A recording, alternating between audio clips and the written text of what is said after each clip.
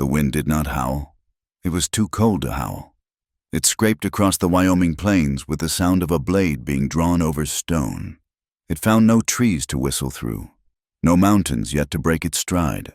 There was only the land, a vast, white emptiness that stretched until it met a sky the color of a fresh bruise, low and heavy and promising worse. The sky and the snow blurred into one gray, churning existence. There was no sun, only a faint, oppressive lightening of the gray that suggested it was still day. The storm, which had been a threat hanging in the north for 2 days, was no longer brewing. It was arriving. Lydia May felt the world reduce itself to 3 things: the agonizing rhythm of her horse's breathing, the burning cold in her own lungs, and the memory of the slam of a door. She had been riding since before dawn.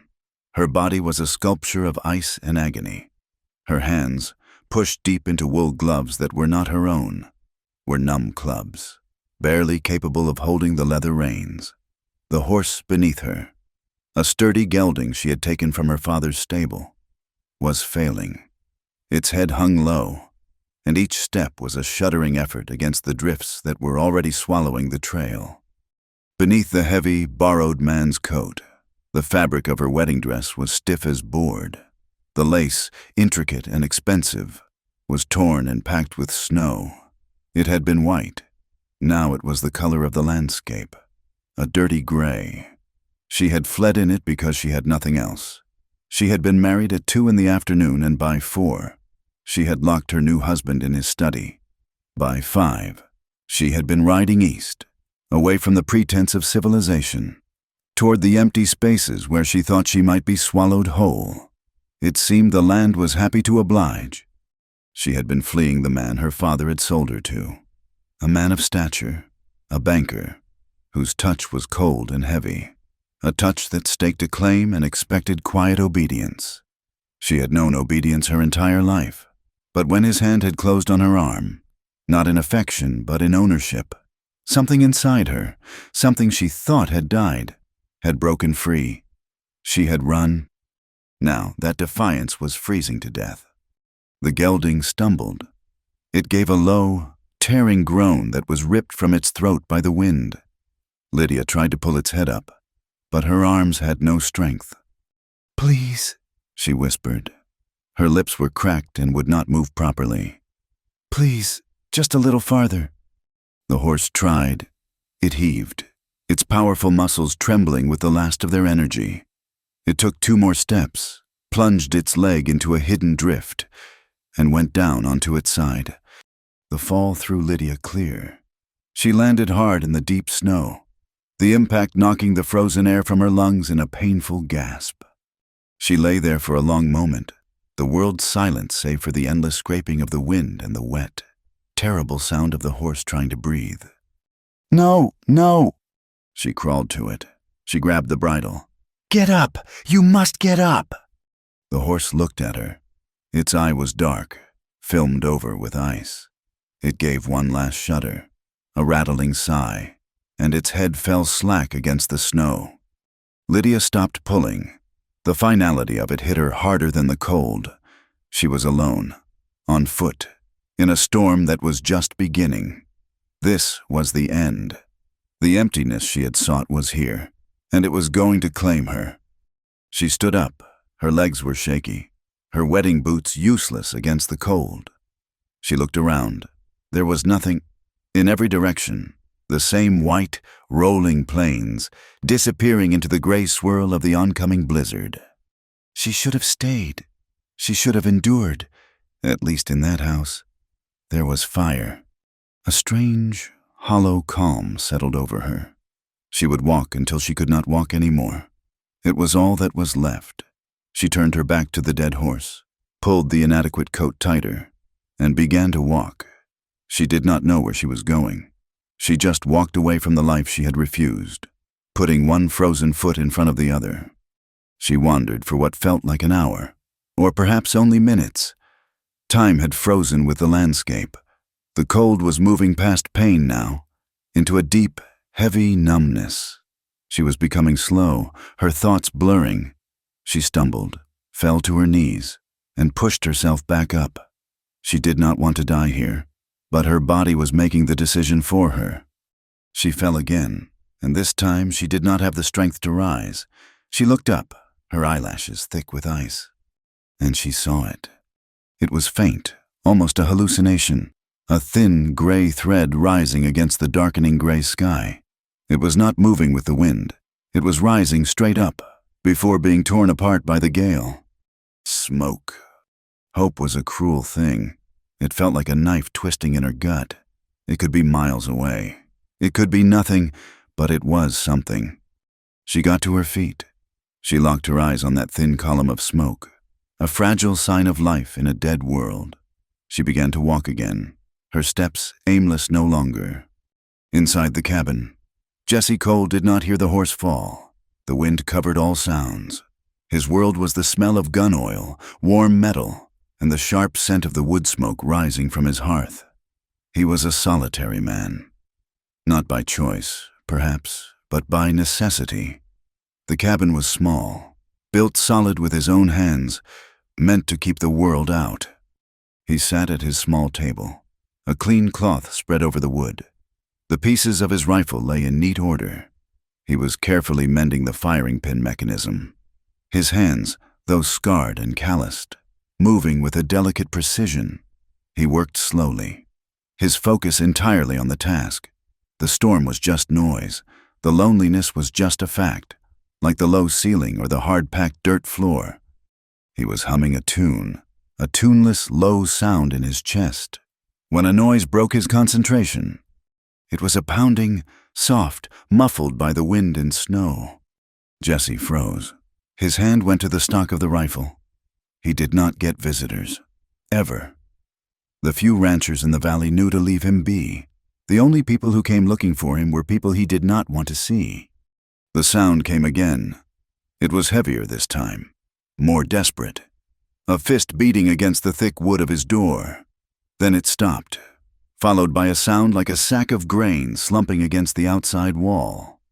He stood up, silent. He slid the pieces of the rifle back together, his movements economical and practiced. He did not chamber a round. Not yet. He walked to the door, rifle held loosely in one hand. He listened. There was only the wind again, and something else, a faint, scratching sound. He lifted the heavy bar from the door and pulled it open just an inch. The wind ripped it from his grasp, slamming it wide open against the interior wall, filling the cabin with a sudden, violent swirl of snow and freezing air. He squinted against the blast. At first, he saw nothing. Then he looked down. There was a heap at his feet. A person, curled into a ball, covered in snow. He could not tell if it was a man or a woman. It was just a shape. He hesitated. Trouble, that was his first thought. Trouble always found him. The shape moved. A hand, thin and gloved, scratched at the doorstep. Jesse cursed, low and soft. He leaned the rifle against the wall inside, bent down, and hooked his arms under the figure. It was lighter than he expected. He lifted it, hauled it inside, and kicked the door shut against the screaming storm. The cabin was plunged back into relative quiet. He carried the bundle to the hearth, laying it gently on the bearskin rug he kept there. Now, in the dim light of the fire and his single lamp, he saw...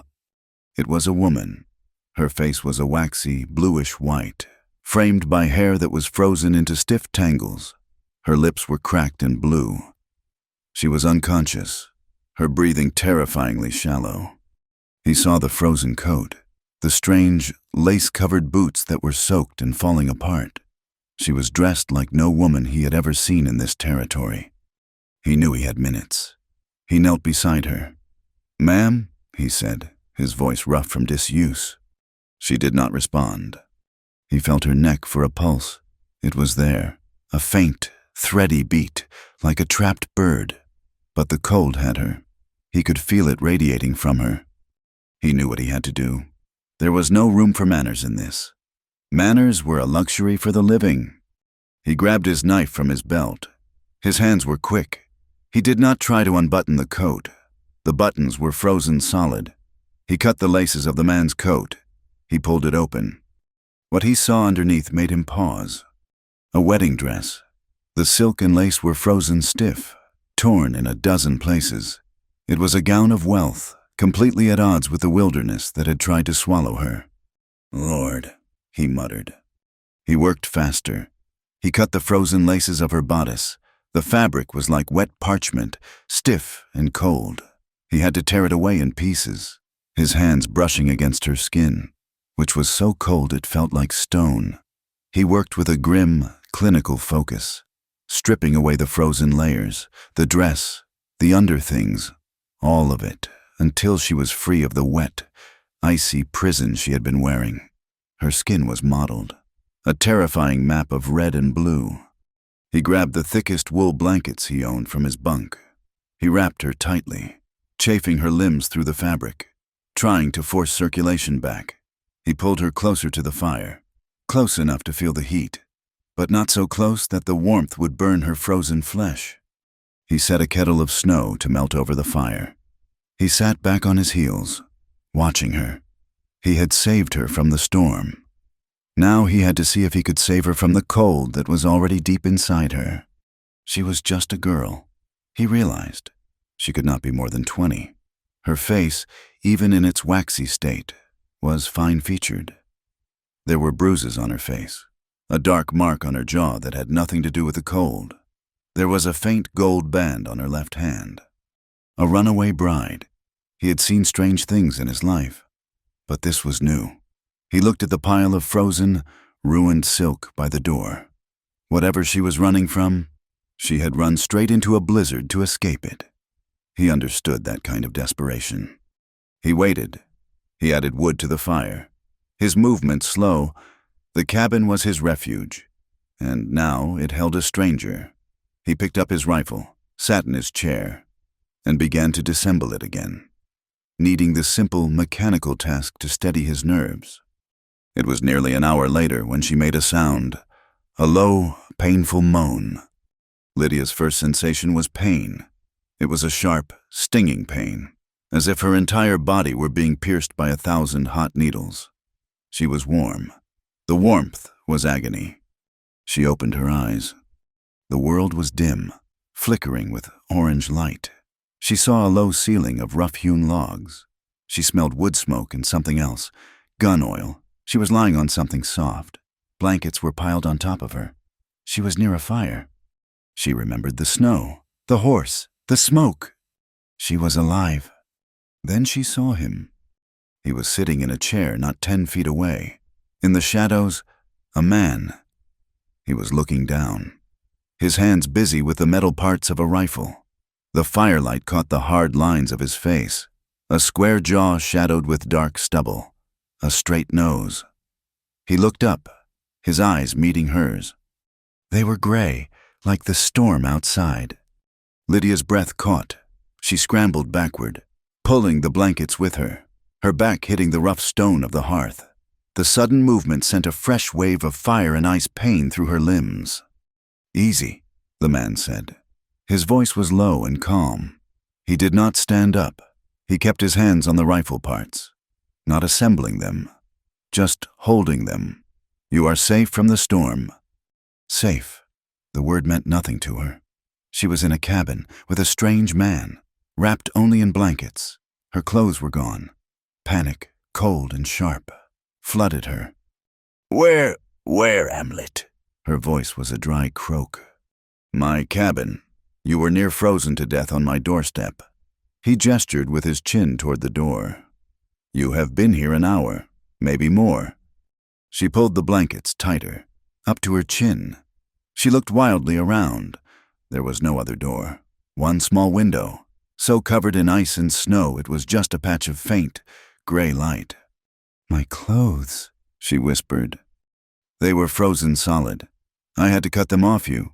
His tone was flat, matter of fact. "They are useless now." He pointed to the pile of sodden, torn silk and wool near the door, already freezing again in the draft. She stared at the ruins of her wedding dress. He had cut it off her. He had seen her. The shame was so profound it momentarily eclipsed her fear. "I made some broth," he said, nodding to the kettle. "You need to get something warm inside you." He stood up. Lydia flinched, pressing herself harder against the stones. "Do not—" He stopped. He was tall, leaner than she had first thought, wearing canvas trousers and a flannel shirt. He moved with a quiet economy, but he stopped instantly when she spoke. He held his hands up slightly, away from his body. "I am just getting you the broth, miss." He moved slowly, deliberately, to the fire. He ladled some of the steaming liquid into a tin cup. He set it on the floor, halfway between them. "You can get it when you are ready," he said. He backed away and sat down in his chair again. They sat in silence. The only sounds were the crackle of the fire and the relentless, high-pitched scream of the wind battering the cabin walls. It was worse now. The cabin shuddered slightly. Lydia stared at the cup. Her stomach ached with hunger. Her throat was raw. Slowly, keeping her eyes on him, she crept forward, dragging the blankets, snatched the cup, and retreated to the hearth. The tin was hot, but she held it, letting the warmth soak into her numb fingers. She sipped. It was thin, salty, and the most wonderful thing she had ever tasted. She drank it all. When she was done, she felt a sliver of strength return. "What is your name?" he asked. Lydia's head snapped up. Her name was Lydia May Garrison. No, it was Lydia May Holt. It was her husband's name. It was the name that owned her. Giving him her name was giving him a piece of her. She shook her head, clutching the empty cup. The man watched her for a long moment. He did not press. He just nodded, as if accepting a fact. "All right," he said. "Miss it is. Then I am Jesse Cole." He turned back to his rifle, but she could feel him watching her. She was trapped. She had escaped one cage only to be locked in another, this one smaller, with a stranger and a storm. She must have drifted off, because she woke again when he was adding a log to the fire. He was kneeling, his back to her. The firelight illuminated him. He rolled up the sleeve of his flannel shirt to wipe sweat and soot from his brow, and she saw his arm. It was latticed with scars. They were old, silver-white against his skin. One was a long, puckered furrow that ran from his elbow to his wrist. Another, higher on his biceps, was a round, deep divot, a bullet. He finished with the fire and stood up. He caught her staring at his arm. He did not say anything, just pulled his sleeve back down, covering the marks. But in that second, their eyes met, and a silent, strange understanding passed between them. He was marked. She was marked. The world had left its signature on both of them. "I have to check the woodpile," he said, his voice quiet. "It is just outside the door. I will be back in a moment." He pulled on a heavy sheepskin coat and a hat. He took a rope. He opened the door, and the storm entered the room again. A living, white monster. He stepped into it and vanished. The door slammed shut. Lydia was alone. She scrambled to her feet, the blankets pooling around her. She was weak, dizzy. She looked for an escape. The window was impossible. The door, she ran to it, her bare feet stinging on the cold floor. She pulled. It would not budge. The wind, or perhaps a drift, was holding it fast. She heard him on the other side, and she stumbled back to the hearth just as he forced it open, falling inside with a load of snow-covered logs. He pushed the door shut, barring it. He brushed the snow from his shoulders. His face was red from the cold, his mustache frozen. "It is bad," he said, stacking the wood. "Worse than I thought. We are sealed in. No one is going anywhere for days." The words hit Lydia with the force of a physical blow. "Days, trapped here, with him." She sank back onto the bearskin, pulling the blankets around her, and for the first time since she had fled, she began to cry. Not loud sobs, just silent, hot tears that tracked down her cold cheeks. She had survived, only to be imprisoned again. Jesse Cole watched her. He did not move to comfort her. He did not speak. He just stood by the woodpile, his presence a solid, quiet fact. He let her cry.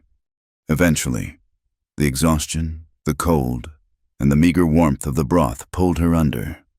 She fell into a deep, troubled sleep on the hearth, the blankets wrapped around her like a shroud. She dreamed. She was not in the cabin. She was in the parlor, the air thick with the smell of cigar smoke and brandy. She was wearing the dress again, the white silk stiff and heavy. Her father stood by the window, his back to her, looking out at the fading light. He was silent. He had been silent for weeks. Then the husband was there, Mr. Holt. He was not a cruel-looking man. He was average, his face soft, his eyes a pale, watery blue. But his hands, they were heavy. He took her arm, his grip possessive, pulling her from her father, who did not turn around. "You belong to me now, Lydia," he said, his voice as soft as his face. He pulled her toward the stairs. She looked back, desperate. "Father?" Her father did not move. He did not speak. He had made the bargain.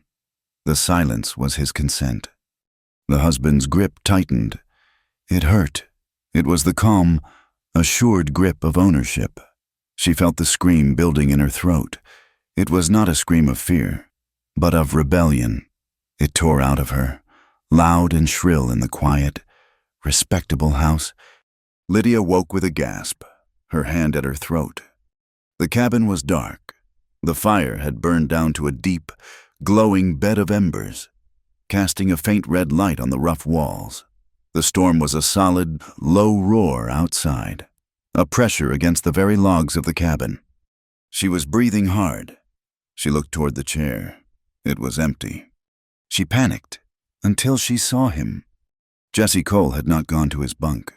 He was sitting on the floor on the other side of the hearth, his back against the wall, his legs crossed. His rifle was laid across his lap.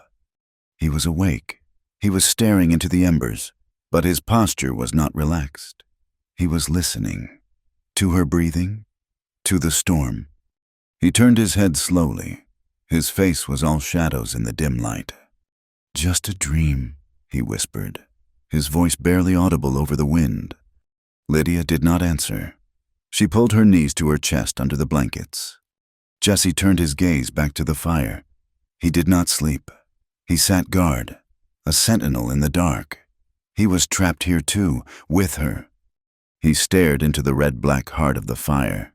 And he was not in Wyoming. He was in Texas, 10 years gone. The sun was hot. The air smelled of dust and fear. He remembered the face of the foreman he had worked with, a man named Miller. He remembered the argument over stray cattle, an argument that was really about land and syndicate money. He remembered Miller drawing his gun. He remembered drawing faster. He remembered the look on Miller's face. It was not anger. It was not pain. It was just surprise. A faint, quiet O of realization as he looked down at the red stain spreading on his shirt. Jesse had been running ever since. He had killed a man. It might have been self-defense, but the syndicate owned the law in that county. So he ran. He ran until he ended up here, in a box canyon, in a cabin designed to keep the world away. And now the world had beaten down his door. He looked at the woman sleeping fitfully by his fire. She was wrapped in his blankets, her face pale and tracked with tears. She was running from a husband. He was running from a ghost. The storm howled, sealing them in. Two broken people staring into the darkness of a long night. Morning came not as a sunrise, but as a slow, grudging dilution of the dark. Thin, watery light filtered through the ice-caked window and the cracks between the cabin logs. It was enough to see the air, thick with fine, swirling particles of dust. The world outside had not quieted. The storm had settled into a steady, deafening roar, a relentless pressure that made the small cabin feel like the inside of a drum. Lydia woke slowly. The agonizing, needle-like pain of thawing had subsided, leaving behind a dull, heavy ache in her bones. She was stiff, her muscles protesting every small movement. But she was warm. She was alive. She was still on the bearskin rug, cocooned in the heavy wool blankets. The fire was blazing, a fresh log catching with a sharp crackle. Across the small room, Jesse Cole sat at his table, cleaning his rifle again. Or perhaps still, he seemed not to have moved, a figure of absolute stillness in the surrounding chaos. He had not slept. Her throat was raw. She swallowed, and the motion was painful. "Where?" she began, her voice a dry rasp. "Where am I, exactly?" Jesse did not look up from his work. His hands moved with practiced, economical motions over the oiled metal. "My cabin, it is in a box canyon, north of the Laramie River. How far to a town?" "The closest is Rawlins," he said. He finally paused, looking not at her, but at the white, snow-choked window. "A full day's ride from here, in good weather." He glanced back at her. His gray eyes were flat, stating a fact, not a judgment. "This is not good weather. Nothing is moving out there. You try to walk to the woodpile, you might not make it back. You try to ride to Rawlins, you will be a frozen marker on the prairie by noon. You are here until this breaks, and it is not breaking soon." Lydia pulled the blankets tighter. Trapped. The word echoed in her mind. She had fled a prison only to find herself in another, smaller one. The storm that had been her enemy was now her jailer, and so was this man. He must have seen the fear return to her face. "I have food," he said gruffly, standing up. "And coffee. You need to eat." He moved to the hearth, his presence large in the small room. He filled a tin pot with snow from a bucket near the door and set it over the fire to melt. He took a heavy skillet, scooped something from a cast-iron pot, and set it to heat.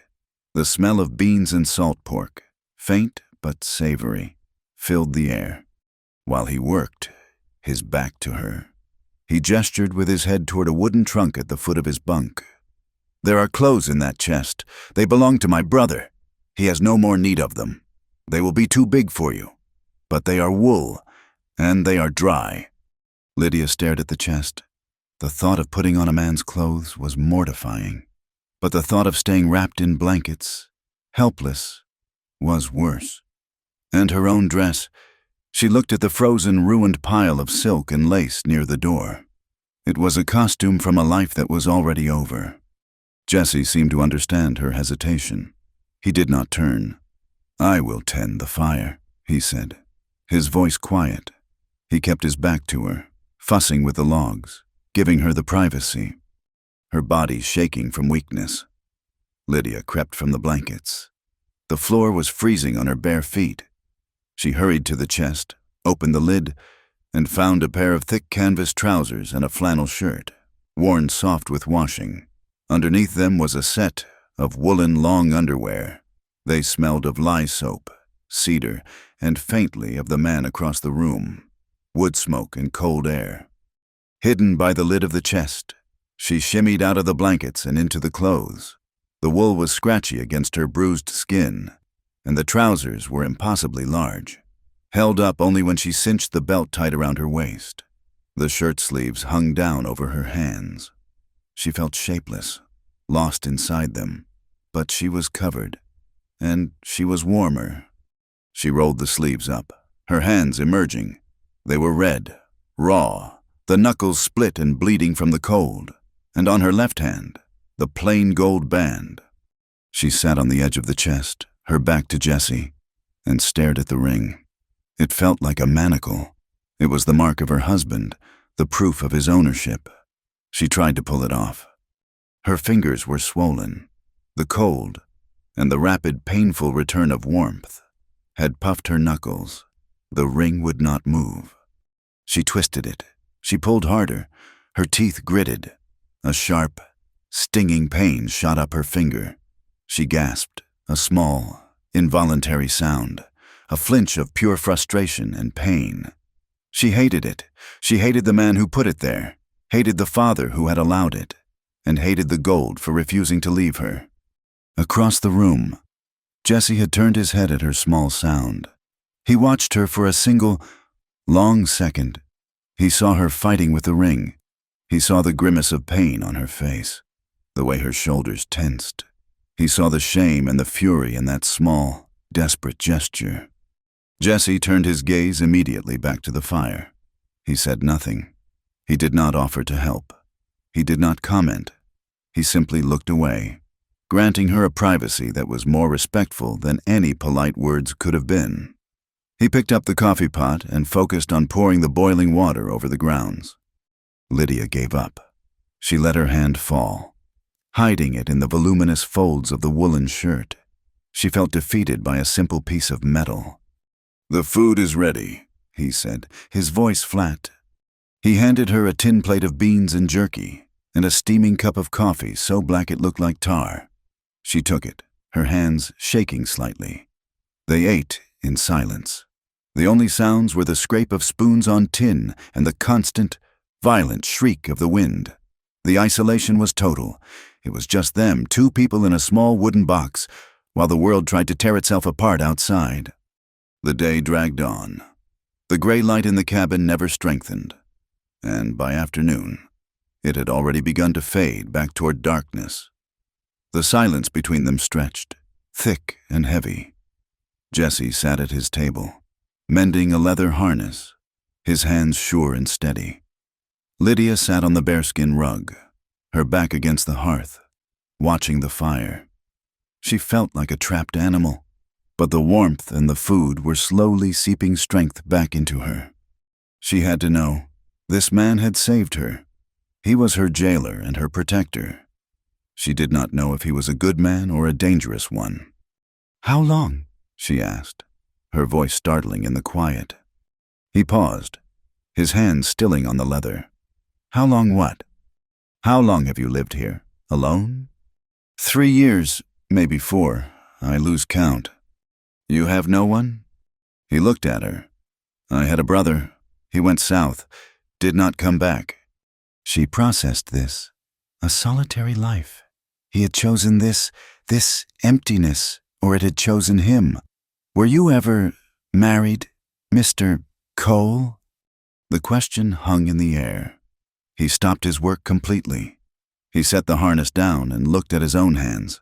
His scarred, calloused hands.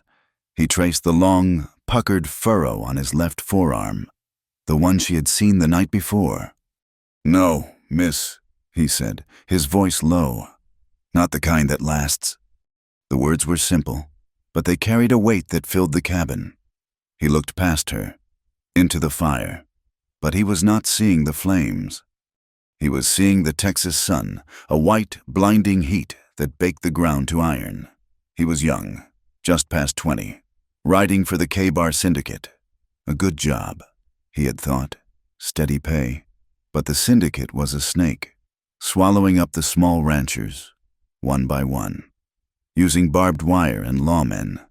He had worked with a foreman named Miller, a hard man, quick with his fists and quicker with the syndicate's orders. The dispute had been over a creek. Miller had wanted to dam it, to dry out the homesteaders downstream. Jesse had argued. He had grown up on a small homestead himself. He knew what a lack of water meant. The argument had gotten hot. Miller, his face purple with rage and whiskey, had called Jesse a traitor. Jesse had called him a thief. "You will do as you are told. Cole!" Miller had snarled, his hand hovering over the butt of his pistol. "I will not," Jesse had said, his voice quiet. He saw it, even now, a decade later, as clearly as if it were painted on the cabin wall. Miller's hand dropping, the glint of the sun on the revolver. Jesse was faster. He had always been faster. The shot was deafening in the dry heat.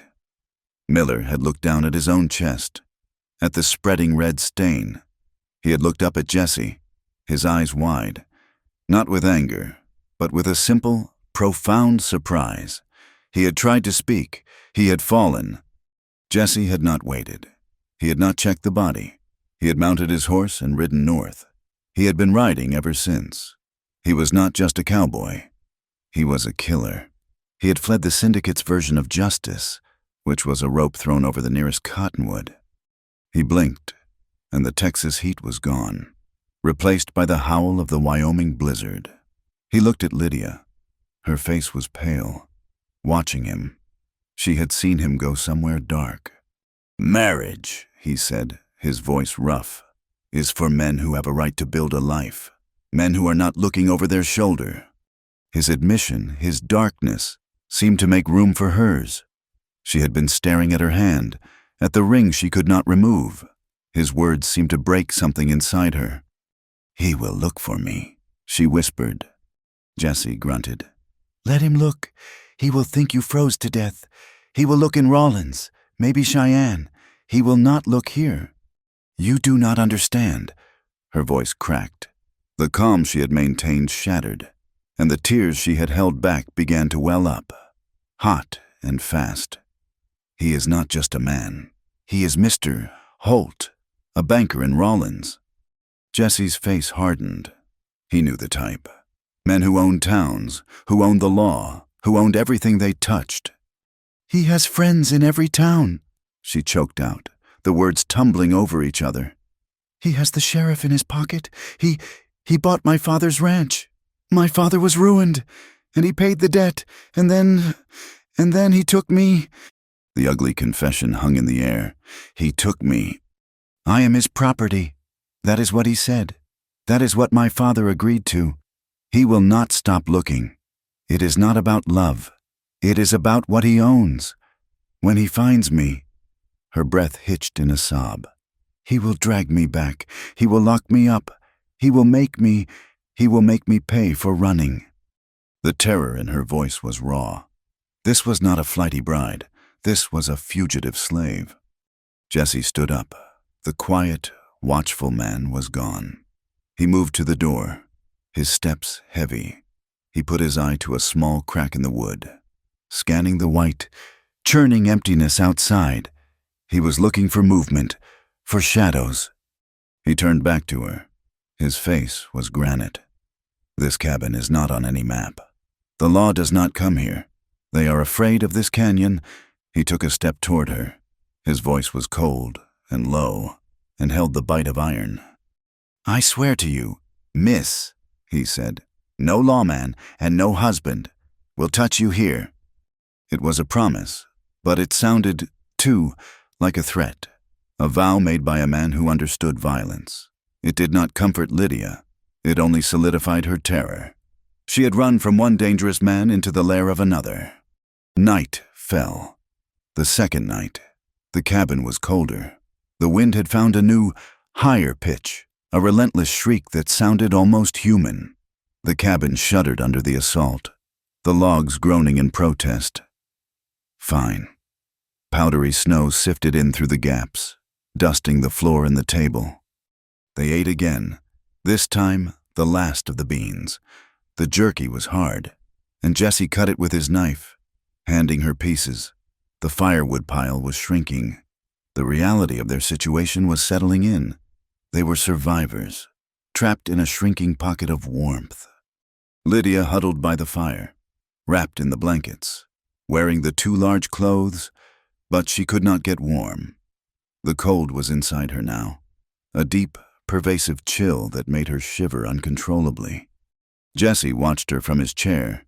He had his own bunk, but it was across the room, away from the hearth, in a corner where the cold was visibly creeping in, frosting the walls. He saw her shiver. He saw her small, hunched form. He made a decision.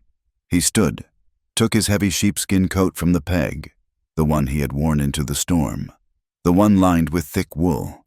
It was the warmest thing he owned. He walked over to her. Lydia tensed, her eyes wide, watching him approach. He was a large shadow between her and the fire. He did not speak.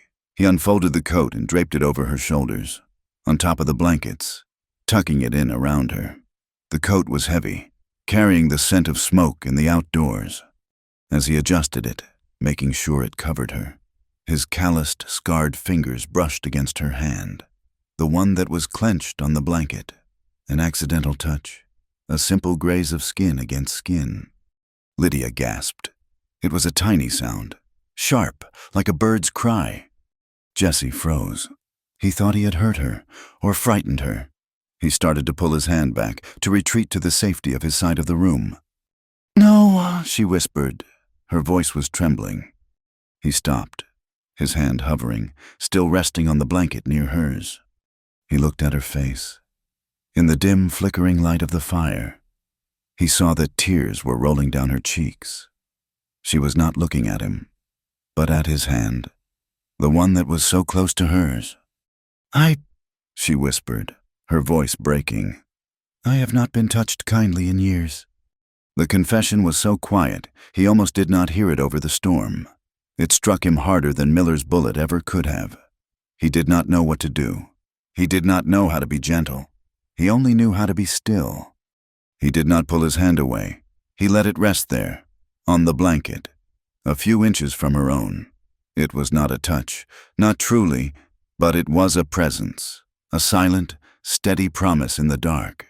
He did not move. He knelt there for a long time, a dark shape in the firelight, guarding her from the night, while the storm raged on. The third day was a scream. The fourth was a low, unending moan. The storm did not break. It circled, settled, and tried to smother the world in white. The wind no longer howled. It had found a new, high-pitched frequency that vibrated in the bones, a dentist's drill against the nerves. Snow, fine as flour, sifted through invisible cracks, piling in pale drifts against the door and under the window. The world had shrunk to the four walls of the cabin, and the cabin itself felt as though it were shrinking, the cold pressing in from all sides. The small pile of logs Jesse had hauled in was dwindling, reduced to a precious, rationed few. The jerky was gone. The last of the beans had been eaten yesterday. All that remained was a bag of coffee and half a tin of salt. They were drinking hot water, melted from the snow Jesse gathered in a bucket by the door. The heat was something, but it did not quiet the ache of hunger. Jesse stood by the iced-over window, scratching a small clear patch with his fingernail. He stared out into the white, churning chaos. There was no visibility. There was no up or down, no sky or land, just the color white, moving with violent speed. "I have to go out," he said, his voice flat. Lydia, who was huddled by the fire, her knees drawn to her chest, looked up. The brothers' clothes hung on her, making her look like a lost child. "Go where? You cannot. You will be lost in 5 steps. We need food. We need wood." He did not look at her. He was already moving, his actions deliberate. He pulled on his heavy sheepskin coat. He checked his rifle, loading a single cartridge. He took his knife. He pulled his hat low and wrapped a wool scarf around his face, leaving only his eyes exposed. "Please," she said, her voice small. "Do not. It is not worth it. The storm will break. It must." "It might not," he said. He looked at her then, his gray eyes clear and hard. "It might not break in time. We can last another day on water. We cannot last another day without a proper fire. The wood is too low. I have to try for the stand of pines in the canyon cleft. And I might find a rabbit. A rabbit would be good." He took a length of rope and tied one end around his waist. He secured the other end to the heavy iron leg of his bunk. "This will guide me back. I will not go farther than the rope allows." He opened the door. The cabin was violated. A wall of white energy and freezing air slammed into the room, extinguishing the weaker flames of the fire and sending sparks scattering. Jesse stepped into the whiteout, a man walking into a solid, screaming wall. The door slammed shut behind him, the sound heavy, final. Lydia was alone. The silence in the cabin was suddenly more terrifying than the storm. Before, there had been 2 of them. His quiet, solid presence on the other side of the room had been a buffer against the emptiness. Now, there was nothing, just her and the wind. She crept to the door, pressing her ear against it. She could hear nothing but the storm. She pictured him out there, blind, freezing, tied to the cabin like a dog on a tether. He was risking his life. For her, if he did not come back, she would die here. She would freeze when the fire went out, or she would starve. She went back to the fire and added one of the last logs. She sat, her hands twisted in her lap, and she watched the rope, where it was tied to the bunk. She watched it, taut against the force of the wind, her one thin connection to the only other living human being she knew of. Time ceased to have meaning. It might have been 20 minutes. It might have been 2 hours. The cabin grew colder. The storm shrieked. The door burst open. It was not a man who entered. It was a creature of ice, a walking mound of snow. He did not walk in. He fell, crawling the last few feet and pulling the door shut with a groan. He lay on the floor, gasping, the rope still tied around his waist. He had a heavy load of broken, frozen pine branches strapped to his back, and clutched in his left hand, by the ears, were 2 snowshoe hairs, already frozen stiff. "Jesse," she breathed. He pushed himself to his knees, unwrapping the scarf. His face was a raw, angry red, his mustache and eyebrows thick with ice. He did not speak. He untied the wood, pushing it toward the hearth. Then he dropped the rabbits and looked at his hands. He had lost his gloves, both of them. His hands, from the wrist down, were a waxy, frightening white. They looked like carved marble, bloodless and still. "Your hands," Lydia whispered, moving toward him on her knees. He looked at them, a strange detachment in his eyes. "I lost the gloves. Had to cut the snares with my knife. Could not feel it." He tried to flex his fingers. They did not move. "That is bad." The protector was gone. In his place was a man in deep, immediate trouble.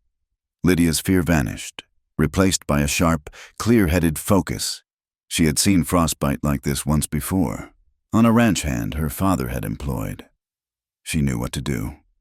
"Get away from the fire," she ordered. Her voice was not her own. It was sharp, firm. He looked at her, surprised by her tone, but he was too exhausted to argue. He obeyed, sitting back on his heels as she grabbed the snow bucket. "Not the fire. You will lose them," she said. She grabbed a handful of the clean snow from the bucket. "This will hurt. You must bear it." She knelt in front of him. She took his left hand. It was as cold and hard as a piece of iron. She began to rub his hand, his fingers, his palm, with the snow, gently at first, then harder. Jesse hissed, a sharp intake of breath. "That is cold." "It is what you must do," she said, her focus entirely on the waxy flesh. "We have to bring the life back slowly." She worked for minutes, rubbing, chafing, her own hands aching from the cold of his. He sat perfectly still, his jaw tight, his eyes closed. The white began to recede, replaced by a blotchy, angry red. He let out a low groan as the pain began. It was the pain of 1,000 hot needles, the return of blood. "It hurts," he ground out, his voice thick. "That is good," she said, her own voice trembling slightly, but her hands never stopping. "It means you will keep them." She dropped the snow and moved to the water bucket, dipping a cloth in the icy water and continuing the work, slowly, painstakingly, bringing his frozen hands back to life. Her touch was not hesitant now. It was clinical, necessary, and yet profoundly gentle. She was holding his hands, the scarred, strong hands that had saved her, and she was saving them in return. He was vulnerable. He was leaning on her. The balance between them had shifted. She was no longer just the rescued, broken thing. She was, in this moment, his anchor. When she was done, his hands were a raw, swollen red, but they were his again. He could move his fingers, slowly, painfully.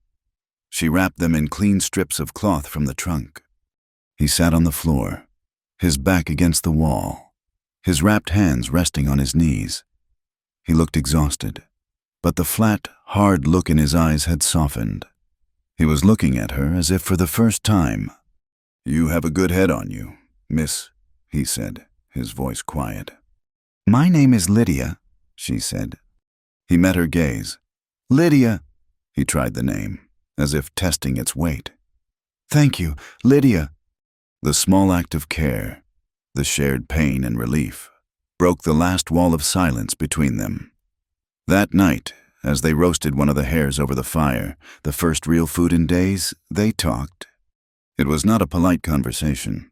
It was the conversation of two people who had nothing left to lose.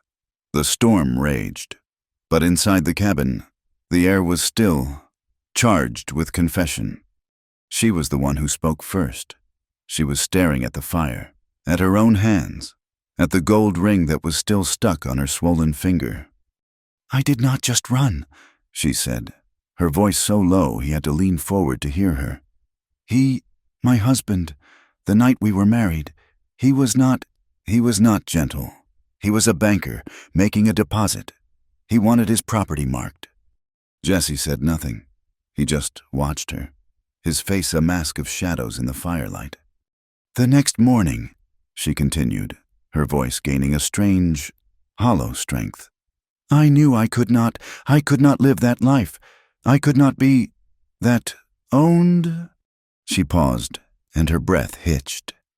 "Before I took the horse, before I ran, I walked out of the house. I walked to the Laramie River. It was high, full of meltwater. Cold, so cold." She looked at him, her eyes wide, dark, and full of the memory. "I stood on the bank. I thought it would be so easy, just to step in. Let the water take me. It would be quick.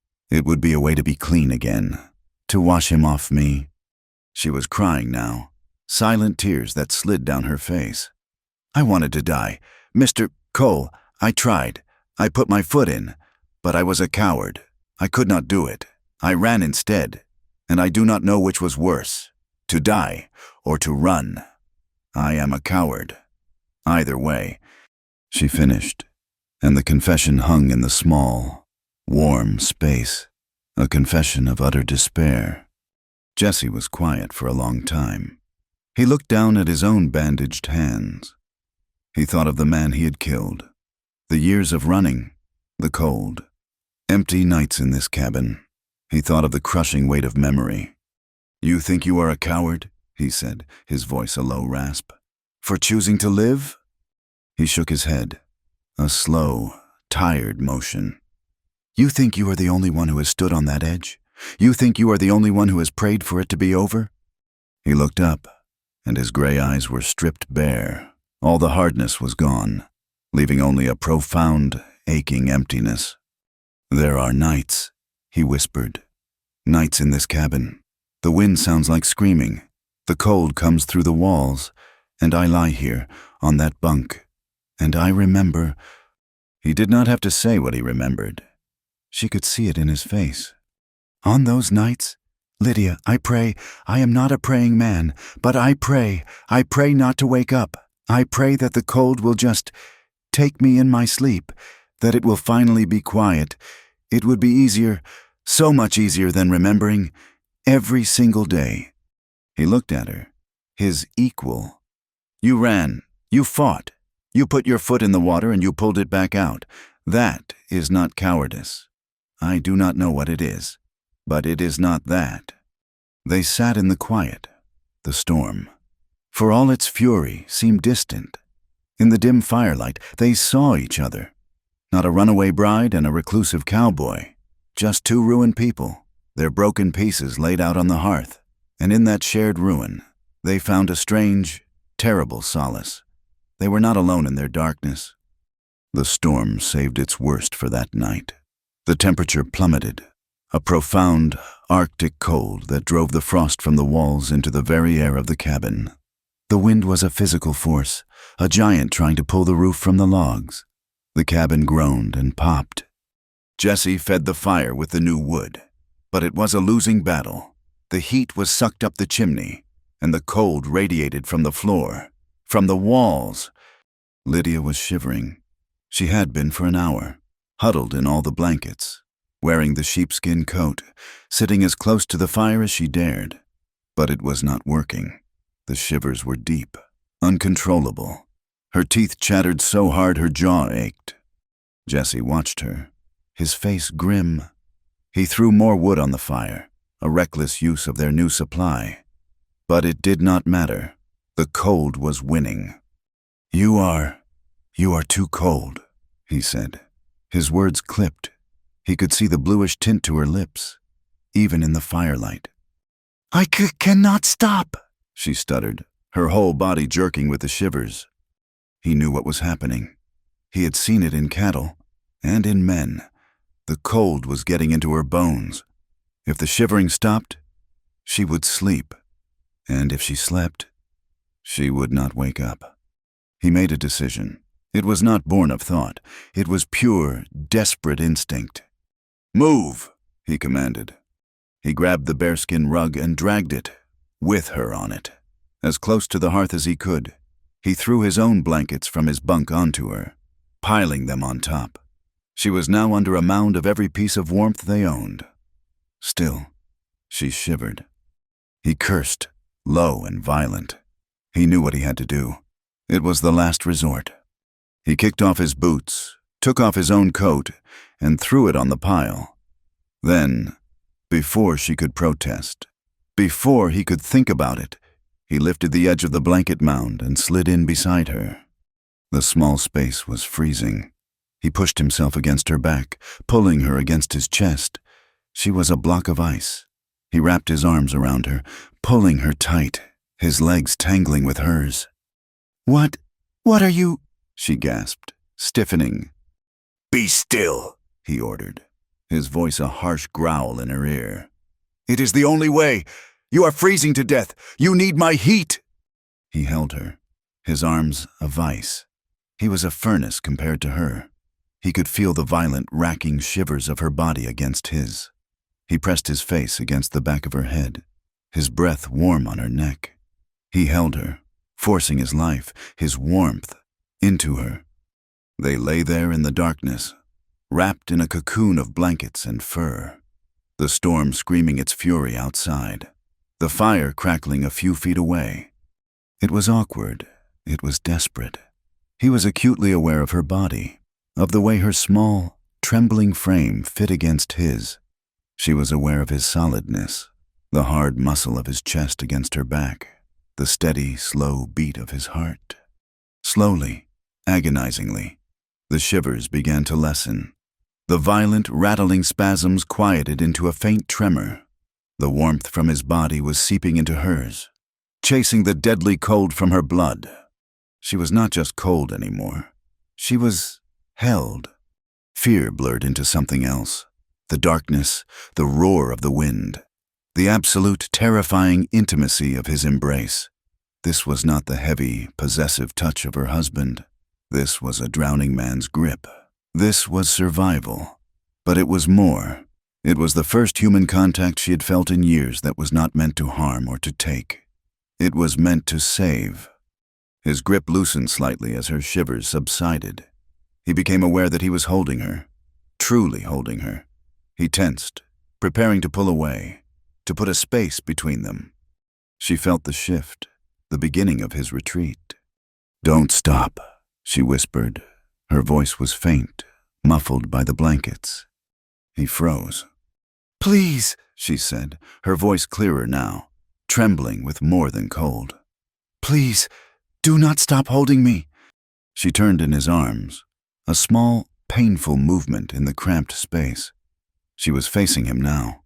They were inches apart, tangled in wool and fur, in the dim dying red light of the embers. She could see the outline of his face, the shadow of his eyes. He looked at her. He saw the tracks of tears on her face. He saw the terror, but he also saw a fragile, desperate trust. She was not the banker's wife. He was not the wanted killer. They were just two people, at the end of the world. He lowered his head.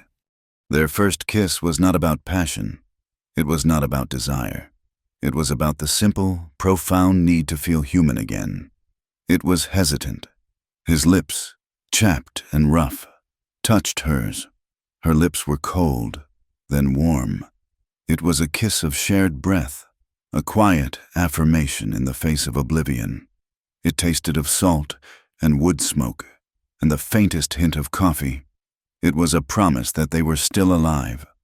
She kissed him back, a small, trembling response, her hand coming up to rest on his rough shirt.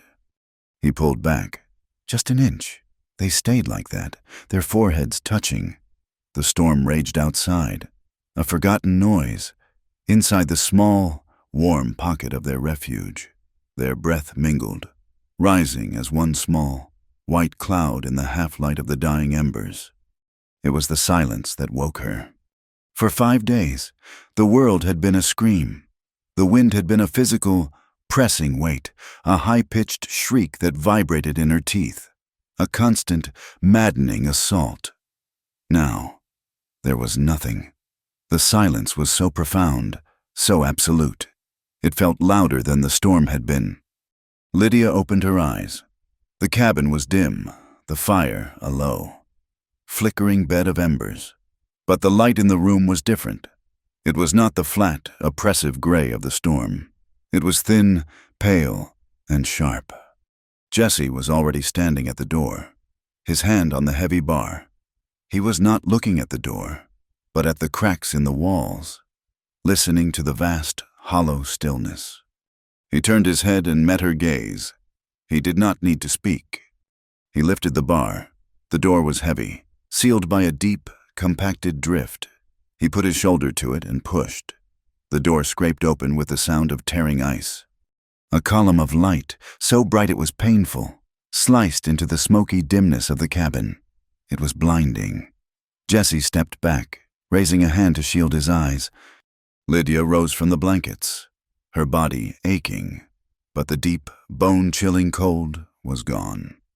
She walked to the doorway, pulling the large flannel shirt tight around her, and stood beside him. They emerged from the cabin for the first time in what felt like a lifetime. They stepped out not onto the ground, but onto a new world, a world sculpted from white marble. The snow was packed nearly to the roof of the cabin, the landscape erased. The canyon walls were draped in massive, frozen waterfalls of snow. The sky was a pale, fragile blue, and through a high, thin veil of clouds, a faint, watery sun cast a glittering, diamond-like sheen across the endless white. The air was so cold and still it felt sharp in her lungs, clean, like breathing glass.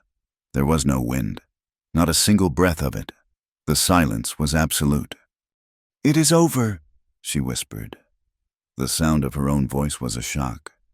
Jesse nodded, his gaze sweeping the canyon. His eyes narrowed against the glare. He looked like a man emerging from a tomb. The world felt new, fragile, as if a single loud noise might shatter it. The sheer, virginal beauty of it was overwhelming. Lydia looked at the cabin, its roof a low mound, the chimney a black stick poking through a vast, soft dune. She had been buried alive, and now she was not. She took a step, and the snow under her boot gave a loud, satisfying crunch. The sound was so clear, so definite. After the chaos of the wind, she took another step, sinking to her knee. She looked back at Jesse, who was still standing in the doorway, a dark, solid shape against the light. A strange, bubbling feeling rose in her chest. It was unfamiliar, almost painful. It was hope. It was relief. It was the simple, profound fact of being alive. She bent down, scooped up a handful of the light, powdery snow, and looked at it. It was real. She was real. She tossed it into the air, and the crystals caught the pale sun, glittering as they fell. A sound tore itself from her throat. It was a short, sharp bark, rusty from disuse. She clapped a hand to her mouth. Shocked, it came again, louder this time, a peal of pure, unadulterated sound that broke the sacred silence of the canyon. Lydia laughed. She laughed until the tears ran down her cheeks, hot against her cold skin. She laughed at the absurdity of it, at the wedding dress that was now a frozen rag, At the banker who was somewhere beyond this white wall. At the man with the scarred hands who had kept her from freezing. Jesse did not move. He just watched her. He had seen her terrified, broken, and asleep. He had heard her cry out in dreams, but he had never seen this. Her face was bright, alive, the pale skin flushed with cold and emotion. The sound of her laughter was the first sign of life in this canyon in 3 years. It was more powerful than the storm. He found he could not look away. He felt something in his own chest, a painful thawing, a slow, aching return of blood to a limb he thought was long dead. When her laughter finally subsided into shaky breaths, she looked at him, her eyes bright and wet. "We are alive, Jesse." He gave a slow nod, his throat too tight to speak. "Aye," he finally managed, his voice rough. "We are." Back inside the cabin, the atmosphere had changed. The dim, smoky refuge was no longer a prison. It was a starting point. The reality of their situation returned, but it was a new reality, one of action, not just survival. "He will still be looking for me," Lydia said, her voice quiet, the laughter gone. The new world was beautiful, but it was also a world where her husband existed. "Not here, not yet," Jesse said. He was measuring coffee into the pot, a celebration of their survival. "The passes will be blocked for a week, maybe more. No one from Rollins is getting through this. But when they do, you will not be here." He turned to her. "I can take you south. Once the drifts settle, south, toward the Colorado border. There are mining towns there. Silver Plume, Georgetown. Places where 1,000 new people arrive every week. A person can get lost there. A woman with no name can find work. Start over. A mining town, a place where no one knew her name. The idea was terrifying, but it was also the first real seed of a future she had ever known. "You would do that? You would take me?" "I will take you," he said. It was not a question. It was a statement of fact. "We will need to be smart. We will need supplies. My horse is in the lean-to. He will have survived. We will need to pack everything we can carry." They began to plan. They would leave as soon as the snow was hard enough to ride on. They laid out the remaining food. The one rabbit, the coffee, the salt. It was not much. They would need to hunt.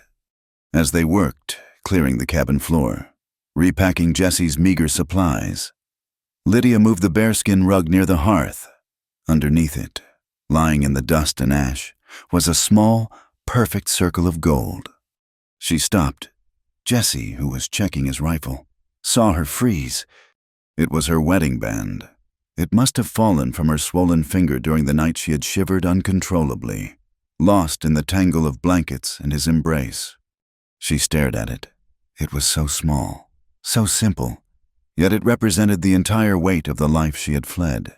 It was her father's debt, her husband's claim, the heavy, cold hand of ownership. Jesse watched her. He did not speak, did not move. This was her fight. She looked at the ring, then at him. His face was unreadable, his gray eyes steady. Then she looked at the fire, burning brightly in the hearth. Slowly, she bent and picked up the ring. It was cold. She held it in her palm for a long moment, feeling its weight. It was just metal. It had no power but what she gave it. She walked to the hearth, her movements deliberate, calm. She did not throw it. She opened her hand and let the ring drop into the heart of the flames. There was no sound. It simply vanished into the orange and red, a small offering to the fire that had kept them alive. She felt a profound, sudden lightness, as if a physical chain had been cut from her. She turned back to Jesse. She had made no sound, but the act was as loud as a gunshot. It was a declaration. The woman who had belonged to Mr. Holt was gone, melted away with the gold. That night, the cabin was different. The barrier of desperation was gone, replaced by a new, fragile tension. They had a plan. They had a shared future. However brief, they had survived. They ate the last of the rabbit, the silence between them no longer one of fear, but of anticipation. Lydia was acutely aware of him, of his movements, of the way he watched her when he thought she was not looking. When it was time to sleep, the ritual had changed. There was no need to huddle for warmth. The fire was steady. The storm was gone. Jesse went to his bunk, and Lydia spread her blankets on the hearth, as she had done every night. He lay on his side, his back to her. She lay on hers, facing the dying embers. The silence of the cabin was absolute. She could hear him breathing. She could hear her own heart. The kiss they had shared, the desperate, life-affirming touch in the dark, hung in the air between them. It had been an act of survival, but the ring was gone. She was free, and he was the man who had saved her, not just from the storm, but from the freezing emptiness of her life. She made a choice. It was not born of passion or of loneliness, but of a clear, quiet understanding. It was a choice she had never been allowed to make before. She rose silently from her blankets. The floor was cold on her bare feet. Jesse heard the movement. He tensed, but he did not turn. He heard her soft footsteps. He felt her presence behind him. She did not speak. She simply lifted the edge of his blanket and slid into the narrow bunk behind him, pressing her body against his back. He did not move for a long moment. He just breathed. This was not the desperate, shivering girl. This was Lydia. He turned slowly to face her. In the dim red glow of the embers, they could just make out each other's features. Her eyes were wide, clear, and fearless. There were no words. There was no need for them. He raised his bandaged hand and laid it against her cheek. His touch was rough, hesitant. She leaned into it, closing her eyes. He drew her close. Their joining was as quiet and as inevitable as the breaking of the storm. It was slow and tender and almost unbear, ebly sad. It was not a violent claiming, not a desperate coupling, but a quiet, mutual surrender. It was two ruined people finding a moment of grace, a place of solace in each other's arms. It was a seal on the promise that they were alive, and that, for this one night, they were not alone. Later, she lay with her head on his chest, her arm thrown across his scarred torso. She could feel the steady, slow beat of his heart beneath her ear. The cabin was silent, and she began to cry. It was not the desperate, terrified sobbing of before. It was a deep, quiet grief, a slow unraveling of all the pain she had held inside. Jesse held her, stroking her hair, his touch clumsy but gentle. "What is it?" he whispered into the darkness. "I am afraid," she choked out, her voice thick. "I am afraid I have ruined you too." He tensed. "Ruined me?" "You were safe here," she whispered, crying harder. "You were alone. You were hidden. And I came here, and I brought all my trouble. I brought him. He will come for me, and he will find you. And that ring, and this, I have pulled you down with me. I have ruined you. Just like my father ruined me." He was silent for so long she thought he had not heard her. Then he shifted, his arms tightening around her. He spoke, his voice a low, rough rasp, his words stirring her hair. "Lydia," he said, "before that night you fell against my door. This cabin was not a refuge. It was a grave. I was just waiting for the ground to freeze over me." He took a deep, shaky breath. "The man you found, he was already dead. He was hollow. He sat in that chair and remembered every bad thing he ever did, every single day. He prayed for the cold to take him in his sleep." He pulled her chin up, forcing her to look at him in the dimness. His eyes were intense, the gray burning with a fire she had never seen. "You did not ruin me. You think your trouble is a burden? Your trouble, your fear, the way you fought to stay alive. It was like watching a fire be built in a cold room. You are the only thing, Lydia, that has kept me from freezing to death inside my own heart." He held her as she wept, and for the first time, His own face was wet with tears he had not shed in a decade. They were not ruined. They were just, finally, found. 3 days passed. The world began to melt. The sun grew stronger, and the sound of dripping water was constant. The snow on the roof slid off in a great, wet avalanche, and the drifts began to shrink, revealing the hard, muddy ground beneath. Jesse's horse was lean but alive, and Jesse spent the days hunting, bringing back 2 more rabbits and a ptarmigan. They were building their strength. They planned to leave at dawn on the 5th day. On the 4th day, Jesse took his rifle and walked to the mouth of the canyon to check the main trail. He was gone for an hour. Lydia was inside, packing the last of the food into saddlebags. When the door opened, she looked up, smiling. The smile died on her face. The man who had re-entered the cabin was not the man who had left. The tenderness was gone. His face was a mask of cold granite. The man from the Texas Range War was back. "What is it?" she said, her heart stopping. "Tracks," he said, his voice flat. He was already moving to the heavy trunk. "Down by the main creek bed, in the mud. Not an hour old, 4 riders." "Riders?" she whispered, the blood draining from her face. "They are not hunters. They are fanned out, searching. They are looking for something." He pulled open a trap door in the floor, one she had never seen. Hidden beneath the bearskin rug, it opened onto a dark, cold hole, a root cellar.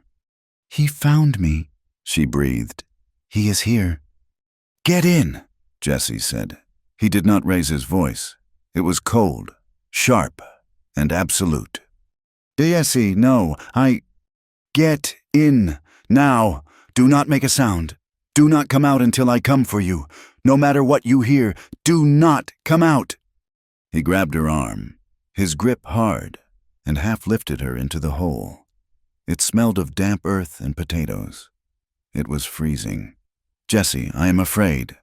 "So am I," he said, his voice softer for just a second. He looked at her, his eyes full of a terrible, swift grief. "Be brave, Lydia." He shut the heavy wooden door over her head. Darkness, absolute, cold darkness. She heard his footsteps above her, the scrape of the bearskin rug being pulled back into place. Then, silence. She sat, huddled, her knees to her chest, her heart hammering against her ribs so hard it hurt.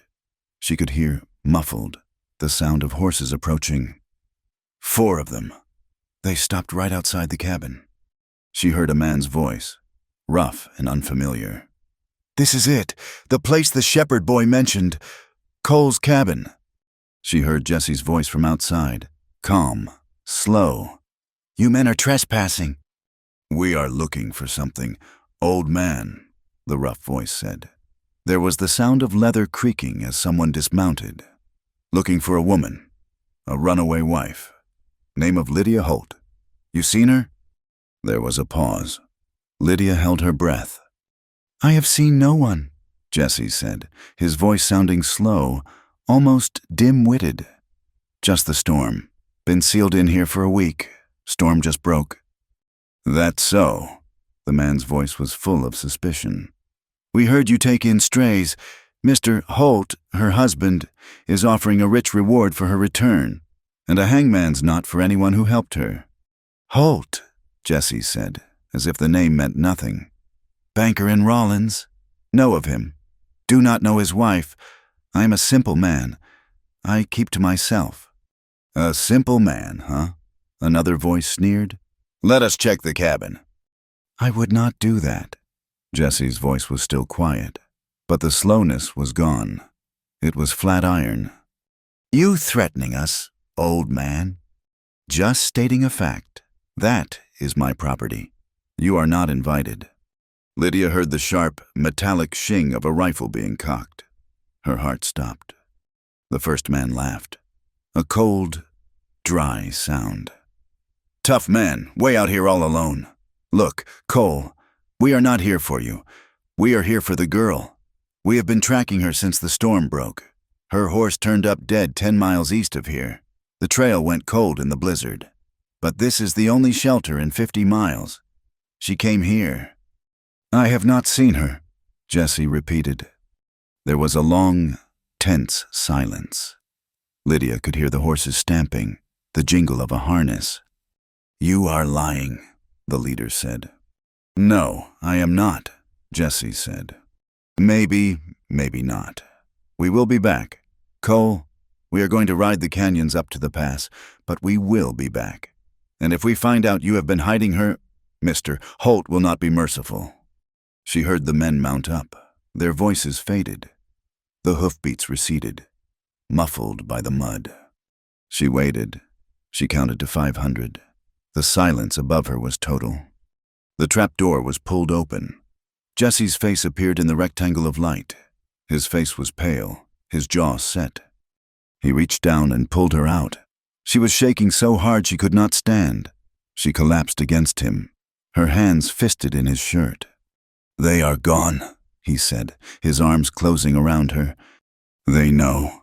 She sobered into his chest. "They know I am here. They will come back. They will kill you." She pulled away, her face frantic. "I have to leave. Now. Tonight. I will go. I will lead them away from you. You have to let me go." He grabbed her shoulders, his grip hard. He looked at the terror in her eyes, at the sacrifice she was willing to make. The plan to take her to a mining town was gone. The hired guns were here. "No," he said. "Jesse, you must. They will hang you." "I said no." His voice was absolute, cutting through her panic. "You are not leaving this cabin alone. They will find you in a day. We leave. Together. Tonight. We do not go south. We will go east, over the ridges. They will not expect that." "They will hunt us," she whispered. "Let them hunt," Jesse Cole said, his hand dropping to the rifle on his table. "I have been running my whole life. It is time I ran towards something." Dawn did not break. It seeped. A cold, gray light bled into the canyon, turning the snow from black to a bruised purple, then to a blinding white. There was no warmth in it. Inside the cabin, there was no sleep. There was only the low, urgent murmur of voices, the metallic click of ammunition being counted, the creak of leather. Jesse moved with a stiff, pained grace, his face pale, but his eyes burning with a cold light. He had packed his saddlebags with the cooked rabbit, the last of the coffee, and every cartridge he owned. "They will come back," Lydia said. It was not a question. She was lacing the heavy boots he had given her. Her hands were steady. "They will come back," he agreed. "And they will not be alone. That man, the one who spoke, he is a tracker. He will not stop." He slung the saddlebags over his shoulder. "We go now. We go south. They think we will run east, over the ridges. But the ridges are a trap. The snow is too deep. We go south, through the thaw. It will be harder, but it will hide our tracks." He went to the lean-to, his rifle in his hand. Lydia met him at the door. He had his horse, a lean, tough-looking buckskin, saddled and ready. The horse's breath plumed in the frigid air, its eyes wide and nervous. "I cannot ride," Lydia said, her voice flat. "Not well enough, not fast enough. I will slow you down. You should go." Jesse looked at her. He saw the woman who had cried in his arms, the woman who had thrown her ring in the fire. He saw the woman who had hidden in his cellar. He saw her resolve. "You will ride," he said. He grabbed her by the waist and, with a pained grunt, lifted her, setting her in the saddle. "You will hold the reins. I will ride behind you. We ride double until we find another mount. Now, go!" He swung up behind her, his arms coming around her to take the reins. She was pressed back against his chest, feeling the solidness of him, the rifle slung against his back. He kicked the horse, and they moved. They did not look back at the small cabin that had been both prison and sanctuary. They rode out of the canyon, into the muddy, melting plains, just as the first rays of the true sun struck the high peaks. They were pursued. By noon, Jesse saw them. He did not stop. He did not point them out. Lydia felt the change in him. His body tensed. His breathing, warm against her ear, became shallow and controlled. "What is it?" she asked. "Look back," he said, his voice low. "Far back, on the ridge, to the west." Lydia turned. 4, then 5, dark figures. Silhouettes against the white snow of the high ground. They were too far to shoot, but they were there. They were following. "They found our tracks," she whispered. "The mud," Jesse said, his voice a growl. "The snow is melting, and we are leaving a trail a blind man could follow. Hold on." He kicked the horse harder. The landscape had turned against them. It was no longer the soft, swallowing powder of the storm. It was a treacherous, harsh world. The plains were a vast expanse of freezing mud, hidden beneath a crust of rotten, melting snow. The horse slipped, struggled, its legs sinking to the fetlocks with every step. It was agonizing. Slow work. They pushed on, the horse's lungs beginning to labor. By evening, they reached a new obstacle, a river, swollen and angry, a gray torrent of thawing ice. It was not the gentle Laramie she remembered. This was a churning, roaring barrier, choked with grinding ice flows. "We have to cross," Jesse said. "We cannot," Lydia gasped. "It will sweep us away. The horse will panic." "They are behind us," Jesse said, his voice flat. "They will camp on the ridge and wait for us to stop. We cross now, in the dark, or we die on this bank." He did not wait for her answer. He urged the horse to the bank. The animal shied, rearing, its eyes rolling at the sound of the grinding ice. "Hold my coat," Jesse commanded. "Hold it and do not let go, and do not scream." He forced the horse into the water. The shock of the cold was a physical blow.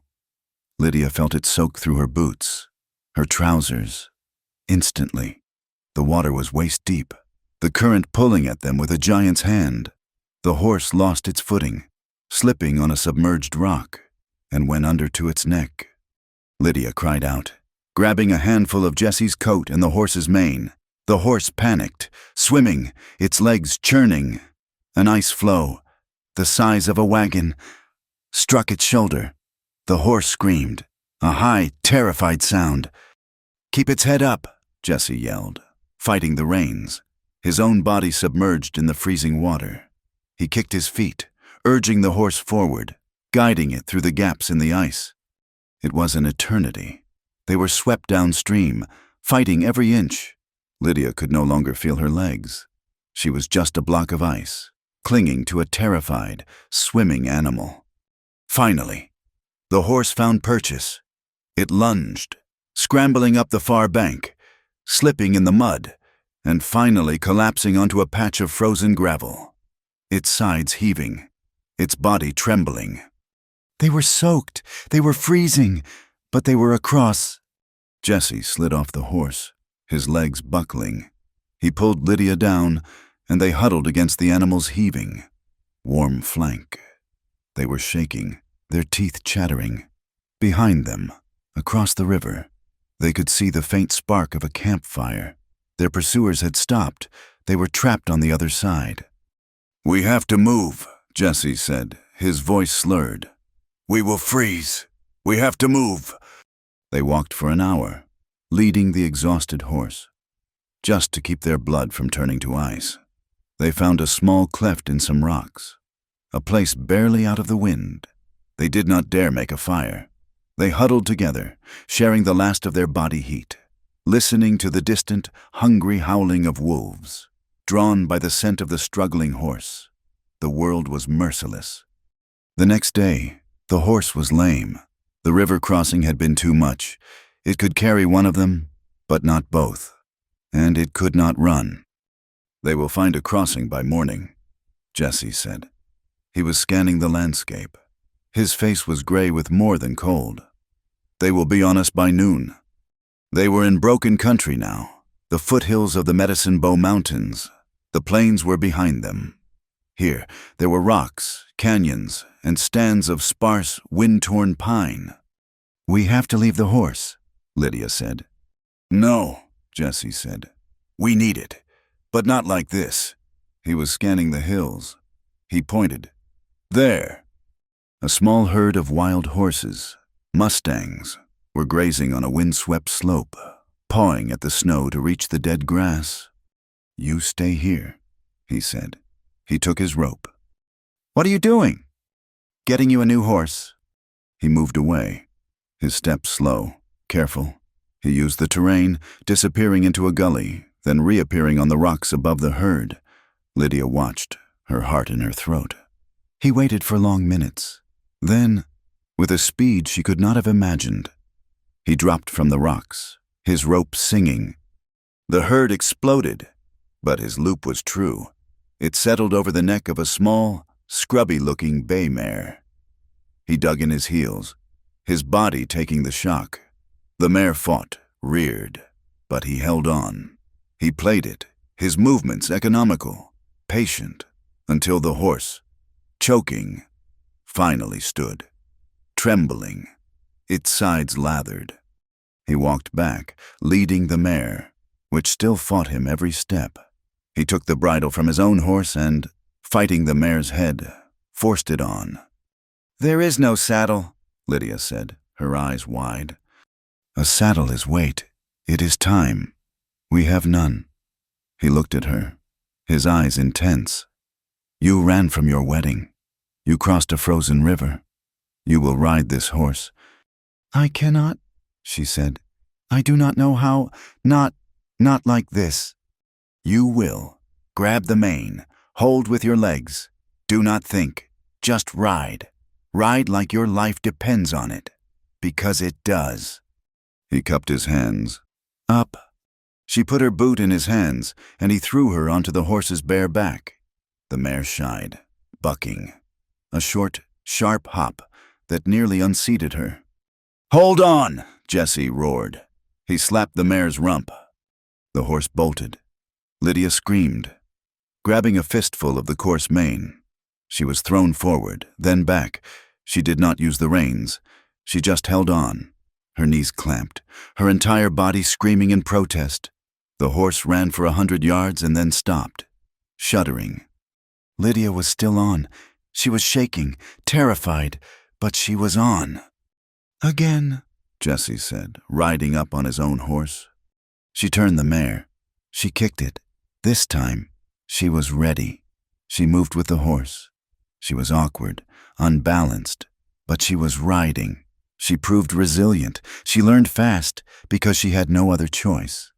They rode south, faster now, two desperate figures pushing their horses through the harsh, broken land. They rode until Jesse's horse, the loyal buckskin, stumbled, its head hanging. "We have to rest," Jesse said, his voice thick. They had come upon an abandoned mining camp, a collection of 3 shacks, half fallen, their tin roofs peeling. It was a place of ghosts, high in the hills. "In there," Jesse pointed. "We can build a small fire, just for an hour." They pushed the horses into a crumbling lean-to and stumbled into the main shack. It smelled of rust, damp earth, and animal droppings, but the walls were solid. Jesse barred the door. Lydia turned to build the fire, her hands raw and bleeding from the mare's mane. "Jesse," she said, "the wood, it is damp." She turned. He was not standing. He was sliding down the wall, his hand pressed to his side. His face was a waxy, pale gray.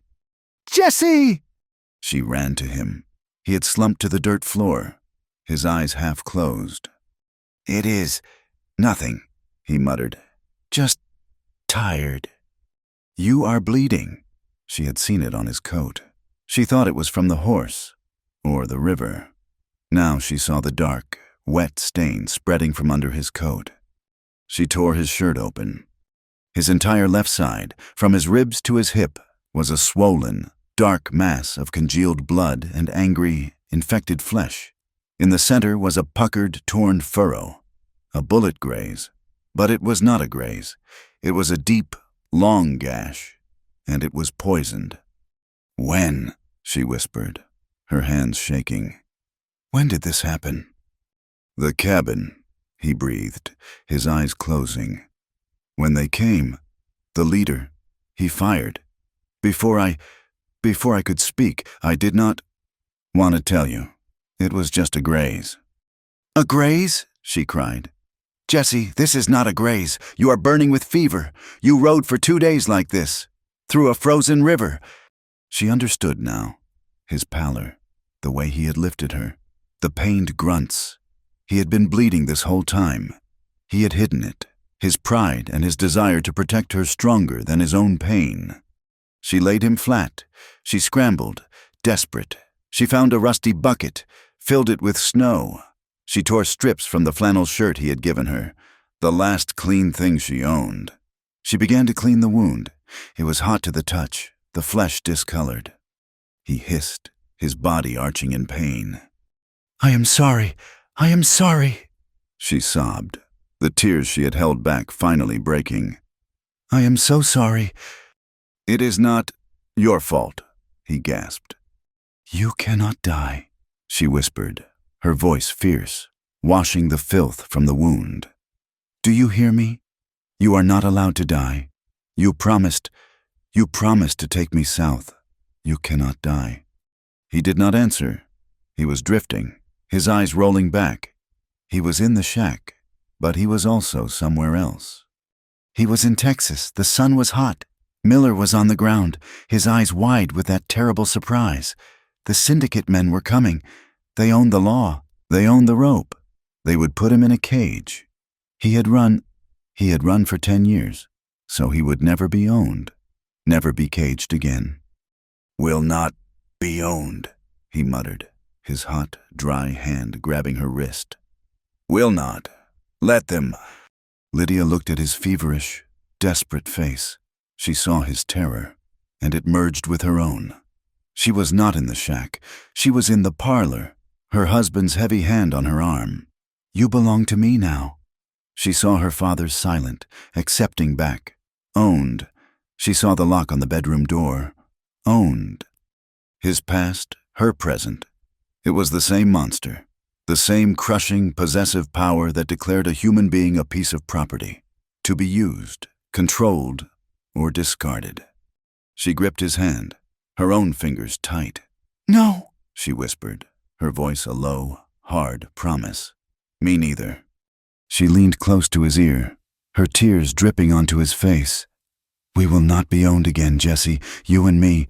We will be free, or we will be dead, but we will not be owned. So you have to live. You have to fight. Fight! Do you hear me? Fight!" She spent the night holding him, forcing sips of hot water between his lips, keeping him from freezing, keeping him from slipping away. The night was deep.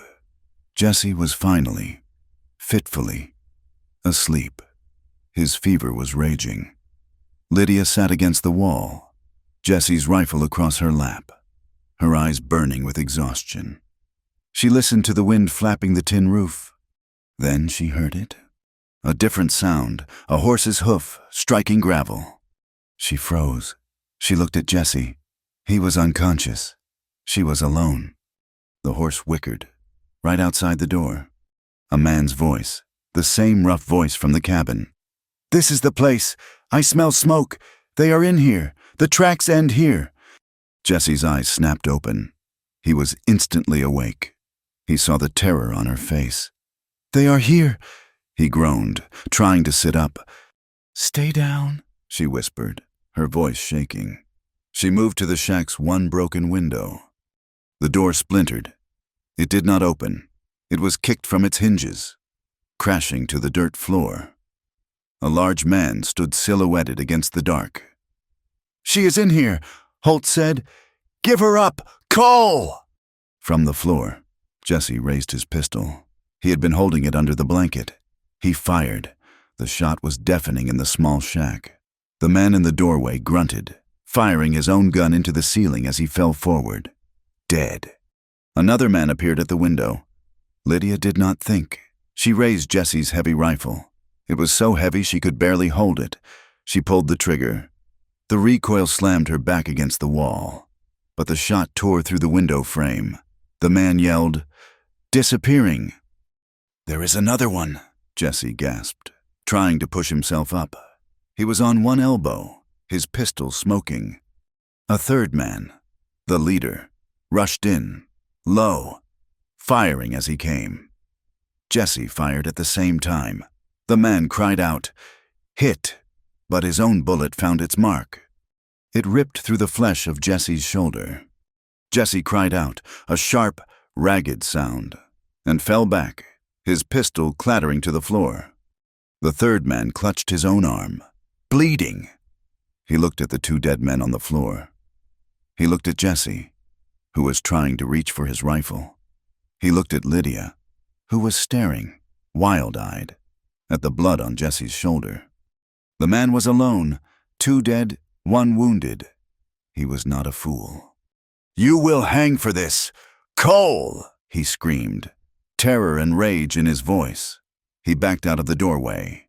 "You are a dead man. I am going back. I am bringing the whole town. I am bringing Holt himself." Lydia heard him scrambling onto his horse.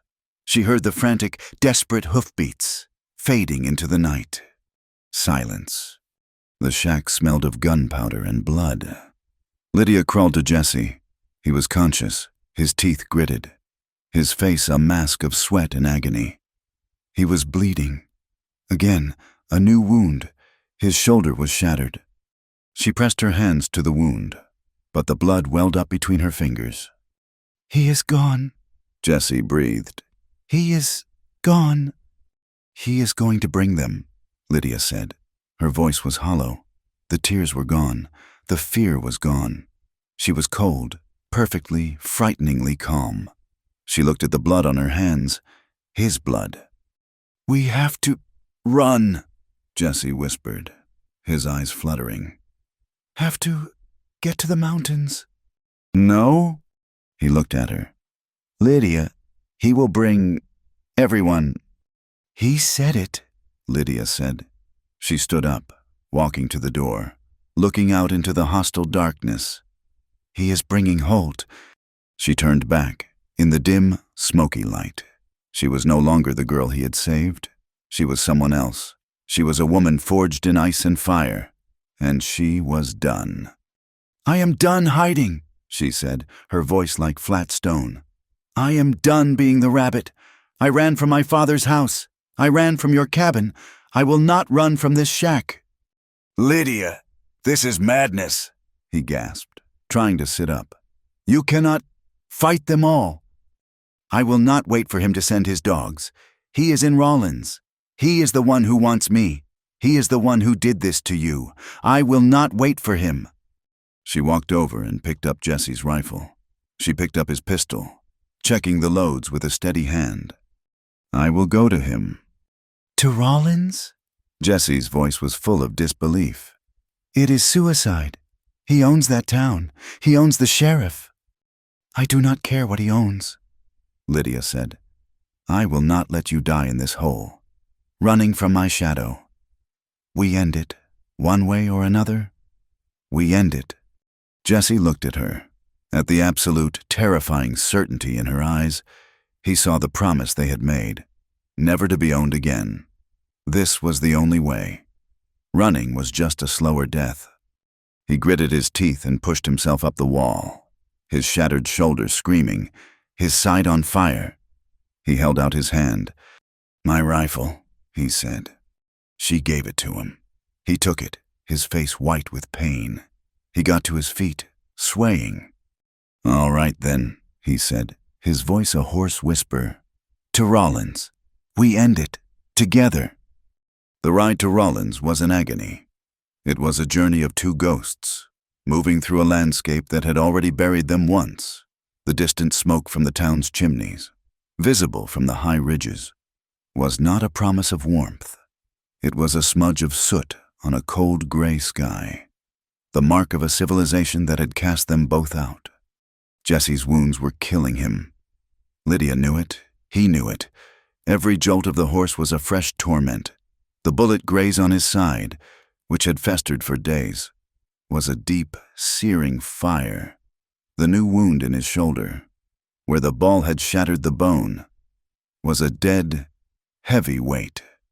He was slick with fever sweat, his body radiating a dry, unhealthy heat.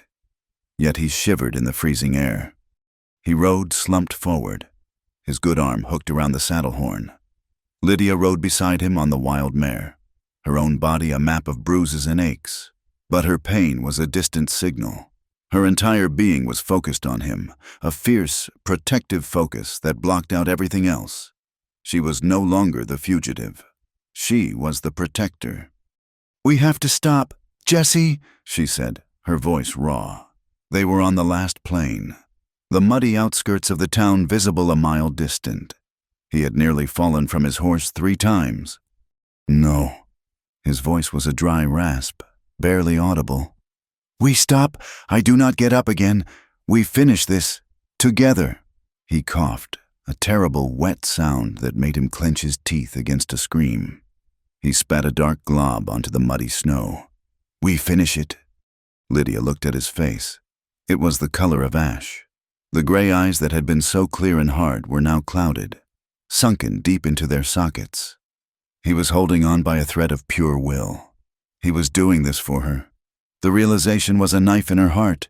He was dying, and he was doing it for her freedom. "All right, Jesse," she said, her own voice hard, forcing back the tears. "We finish it." They stayed off the main road, circling wide, using the gullies and the last of the melting snowdrifts for cover. The sun was a low, red smear in the west, bleeding out, promising another night of deep cold. By the time they reached the first houses, it was full nightfall. Rawlins. It was a town of lamplight, of warm windows and the distant sound of a piano from a saloon. It was a world she had briefly touched and violently rejected. They moved through the alleys, 2 shadows on tired horses, their hoofbeats muffled by the mud. Jesse's breathing was the loudest sound, a ragged, painful tearing of air. They reached the edge of the town's respectable quarter. The houses were larger here, set back from the street, with iron fences and carriages parked outside. And then they saw it. The Holt Mansion. It was not a house. It was a fortress. The largest building in town. 3 stories of brick and dark wood, every window blazing with light. It was not a house in mourning for a missing wife. It was a house hosting a party. Lydia felt a cold, clean rage settle over her, burning away the last of her fear. He was not grieving. He was entertaining. He had sent men to hunt her like an animal, and he was drinking wine. Jesse slid from his horse, his body collapsing. Lydia was off her mare in an instant, catching him before he hit the ground. He leaned on her, a dead weight. "This is it, then," he panted, his head hanging. "This is it," she said. "Lydia." He gripped her arm with his good hand, his fingers surprisingly strong. He pulled her close, his fevered eyes searching hers in the dim light from the street lamp. "You go in, you say your piece, but he is a violent man. He will not let you speak." "I know," she said. "I will be, by the gate, by that big oak." He nodded to a dark tree near the front walk. "I have the rifle. If he touches you, I will." "Jesse, you cannot even stand." "I will stand," he said. He pushed himself away from her, his back hitting the rough bark of the tree. He slid down, his legs giving out. He sat in the shadows, his legs splayed, the rifle laid across his lap. He looked like a beggar, or a dead man. But when he looked up, his eyes were clear again. For just a second, the fog of fever was burned away by his promise. "I will be here. I will not let him own you." She wanted to weep. She wanted to hold him, to tell him to forget it, to find a doctor. But she knew. It was too late for that. This was the only way. This was the promise they had made in the abandoned shack. Never to be owned. She bent. She did not kiss him. She pressed her forehead to his for a long moment, breathing in the scent of his fever, of pine, and of gunpowder. "Stay with me, Jesse Cole," she whispered. "I am not going anywhere," he whispered back. She turned and walked away from him. She did not look back. She walked out of the shadows, her head high, wearing the dead man's flannel shirt and the muddy canvas trousers. Her hair was a wild, tangled mat. Her face was streaked with dirt and pale with resolve. She looked like a specter, a thing of the wilderness. She walked up the fine brick path, past the iron-cast deer on the lawn. She did not hesitate. She did not knock. She put her hand on the large, ornate brass knob of the front door, turned it, and walked in. The heat and the noise hit her like a physical blow. The entryway was vast, lit by a crystal chandelier, the floor a gleaming, polished wood. There were people everywhere, 20, maybe 30 men and women, the wealthiest citizens of Rawlins. They were dressed in silks and dark wool suits. They held glasses of wine and brandy. The air was thick with the smell of rich perfume, cigar smoke, and roasted meat. A string quartet was playing softly in the corner. Her entrance stopped everything. The music faltered. The chatter died. One conversation after another, like dominoes falling. Every eye in the room turned to her. They stared. They saw a half-mad creature, a wild thing that had wandered in from the plains. They saw a woman dressed in men's clothes, covered in mud and something that looked like dried blood. Mr. Holt stood by the large fireplace, a glass of brandy in his hand. He was, as she remembered, a soft-looking man. His waistcoat was brocade. His watch chain was thick gold. He was smiling, mid-anecdote. When the room fell silent, he turned his head, annoyed at the interruption. His smile did not fade. It froze. His face went perfectly, utterly white. The glass in his hand began to tremble. "Lydia?" he whispered. He thought she was a ghost. He thought she was dead, frozen in the storm. "Hello, husband," Lydia said. Her voice was not loud, but it was clear, and it cut through the vast room like a shard of ice. She took a step forward, her muddy boots staining the fine Persian rug.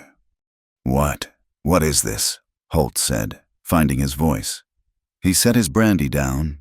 His pale blue eyes darted to his guests, seeing their shock, their whispers. He was being humiliated.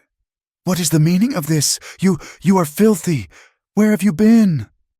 "I have been surviving," Lydia said. She took another step. The crowd parted for her, the women pulling their silk skirts away from her, as if she were diseased. "You ran," he hissed, his face turning from white to a blotchy, angry red. "You left this house. You shamed me." "You shamed me," Lydia replied, her voice growing stronger. "You shamed my father. You forced him into ruin."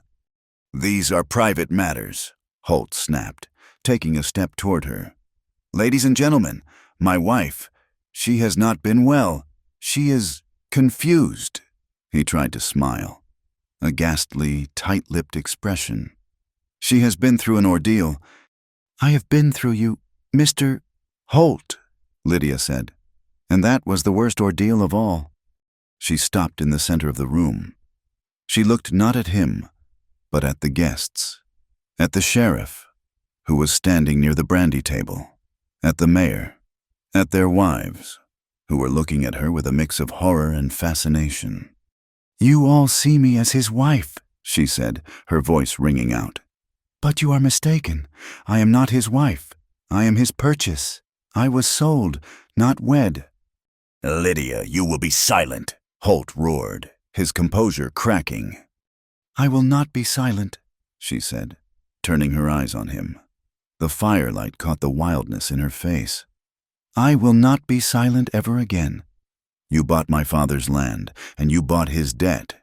And then you came to him and you demanded payment, and the payment was me." "Lies!" a woman in a green dress gasped. "Is it a lie?" Lydia asked, her gaze sweeping the room. "Is it a lie that he came to my father's house and I was handed over, like a deed? Is it a lie that on my wedding night, he locked the door and told me I was his property, to do with as he pleased? This is indecent, the mayor sputtered, his face crimson. It is indecent, Lydia agreed. It is indecent that he put his heavy hands on me, and when I protested, he made sure I understood the terms of our bargain. He is a banker. He understands bargains. You will stop this, Holt screamed.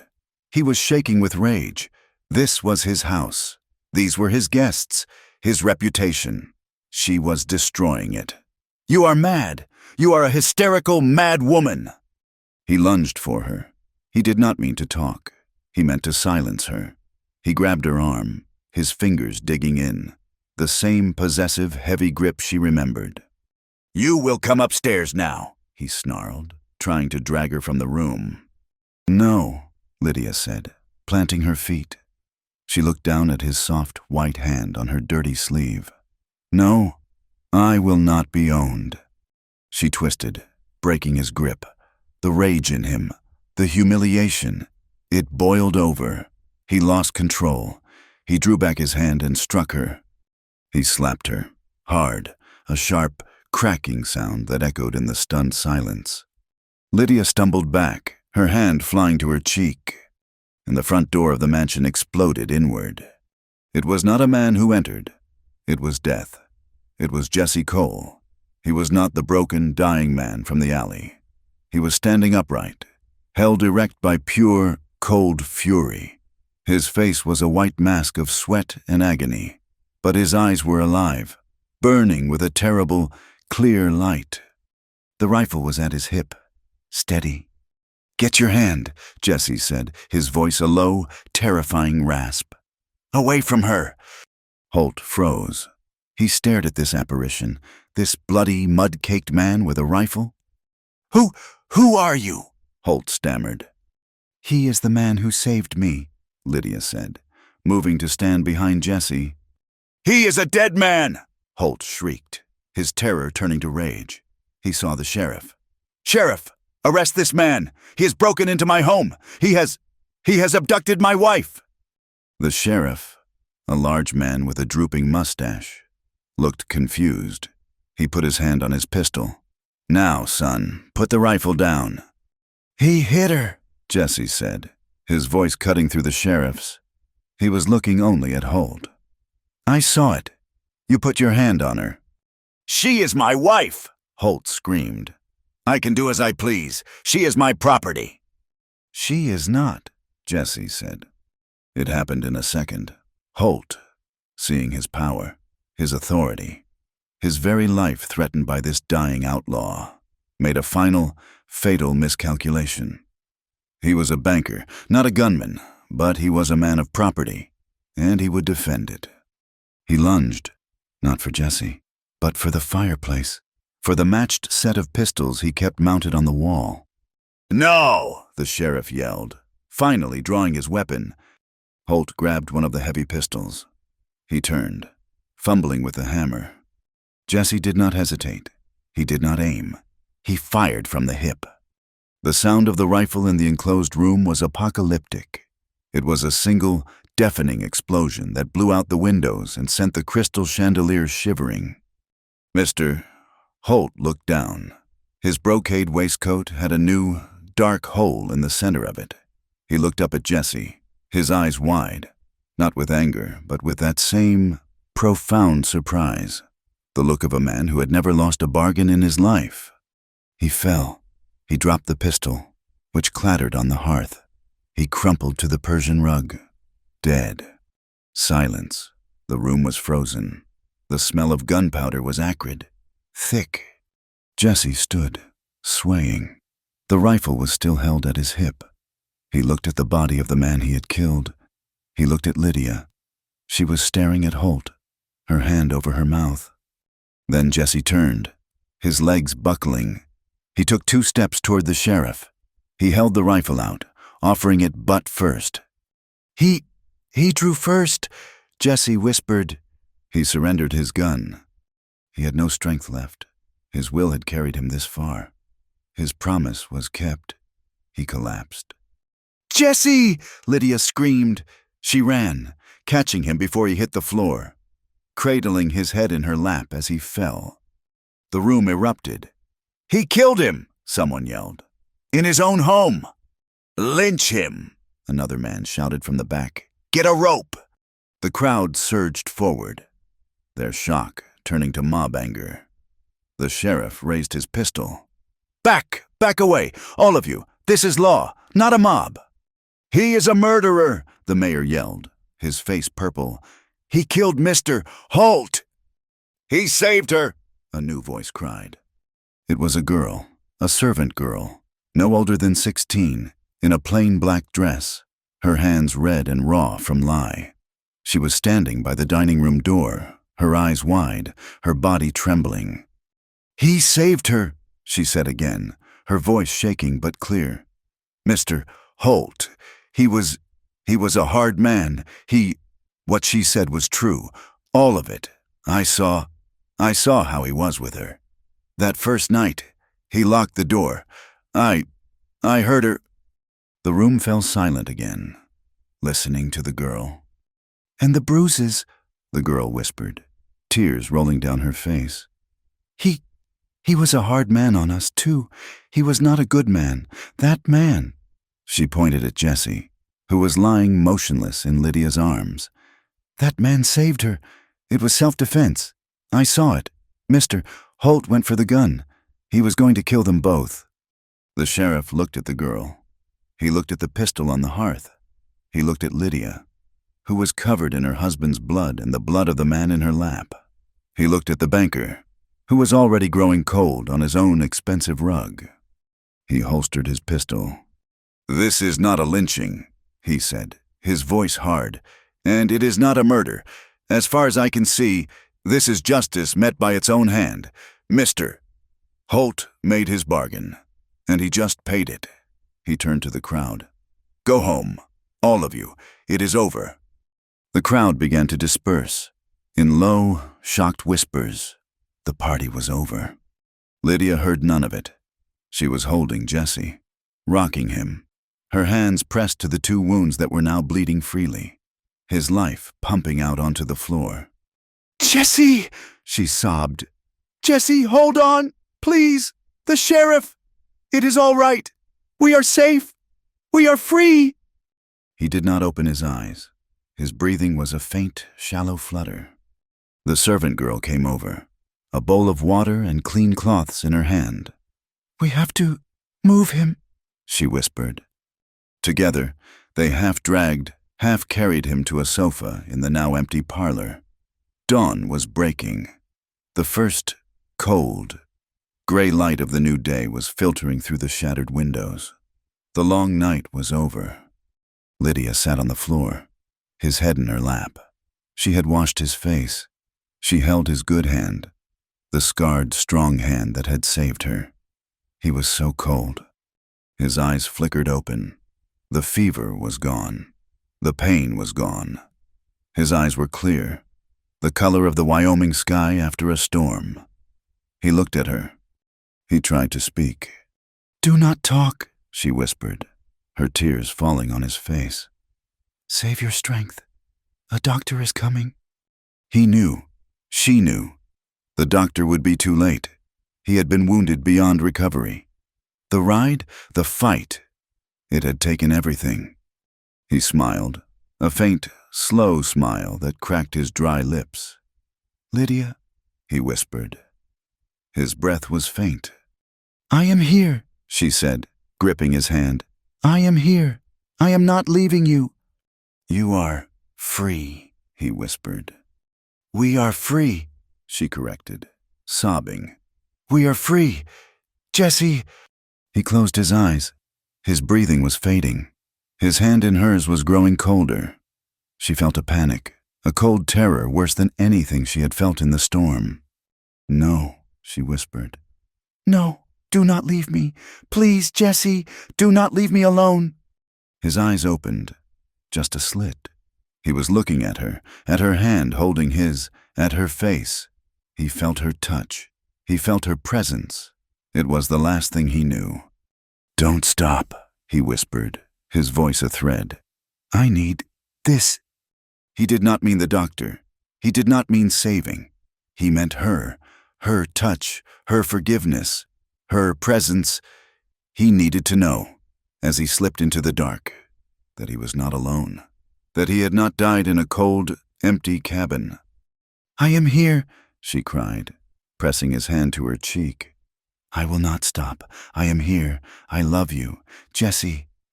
His breath hitched, a small, final sigh, and he was still. He had stayed with her till morning, and as the first full, cold rays of the sun streamed into the ruined room, he died. Lydia did not buy a coffin. She wrapped him in the finest blanket from her husband's house. She used her husband's money to buy a cart and a shovel. She did not ask for help. She took him herself. She took him out of the town, away from the smoke and the judgment. She took him back toward the plains, to a high, wind-swept hill that overlooked the wide, empty spaces he had loved. She dug the grave herself. Her hands, soft from her brief life as a lady, were split and bleeding by the time she was done. She buried him, facing the east. She stood over the simple mound of earth as the sun set. She did not cry. She had no tears left. "You stayed," she whispered to the wind, "and I will love you till the end of my days." Months passed. The snow returned, and it melted again. The town of Rawlins forgot the night of the banker's death. The world moved on.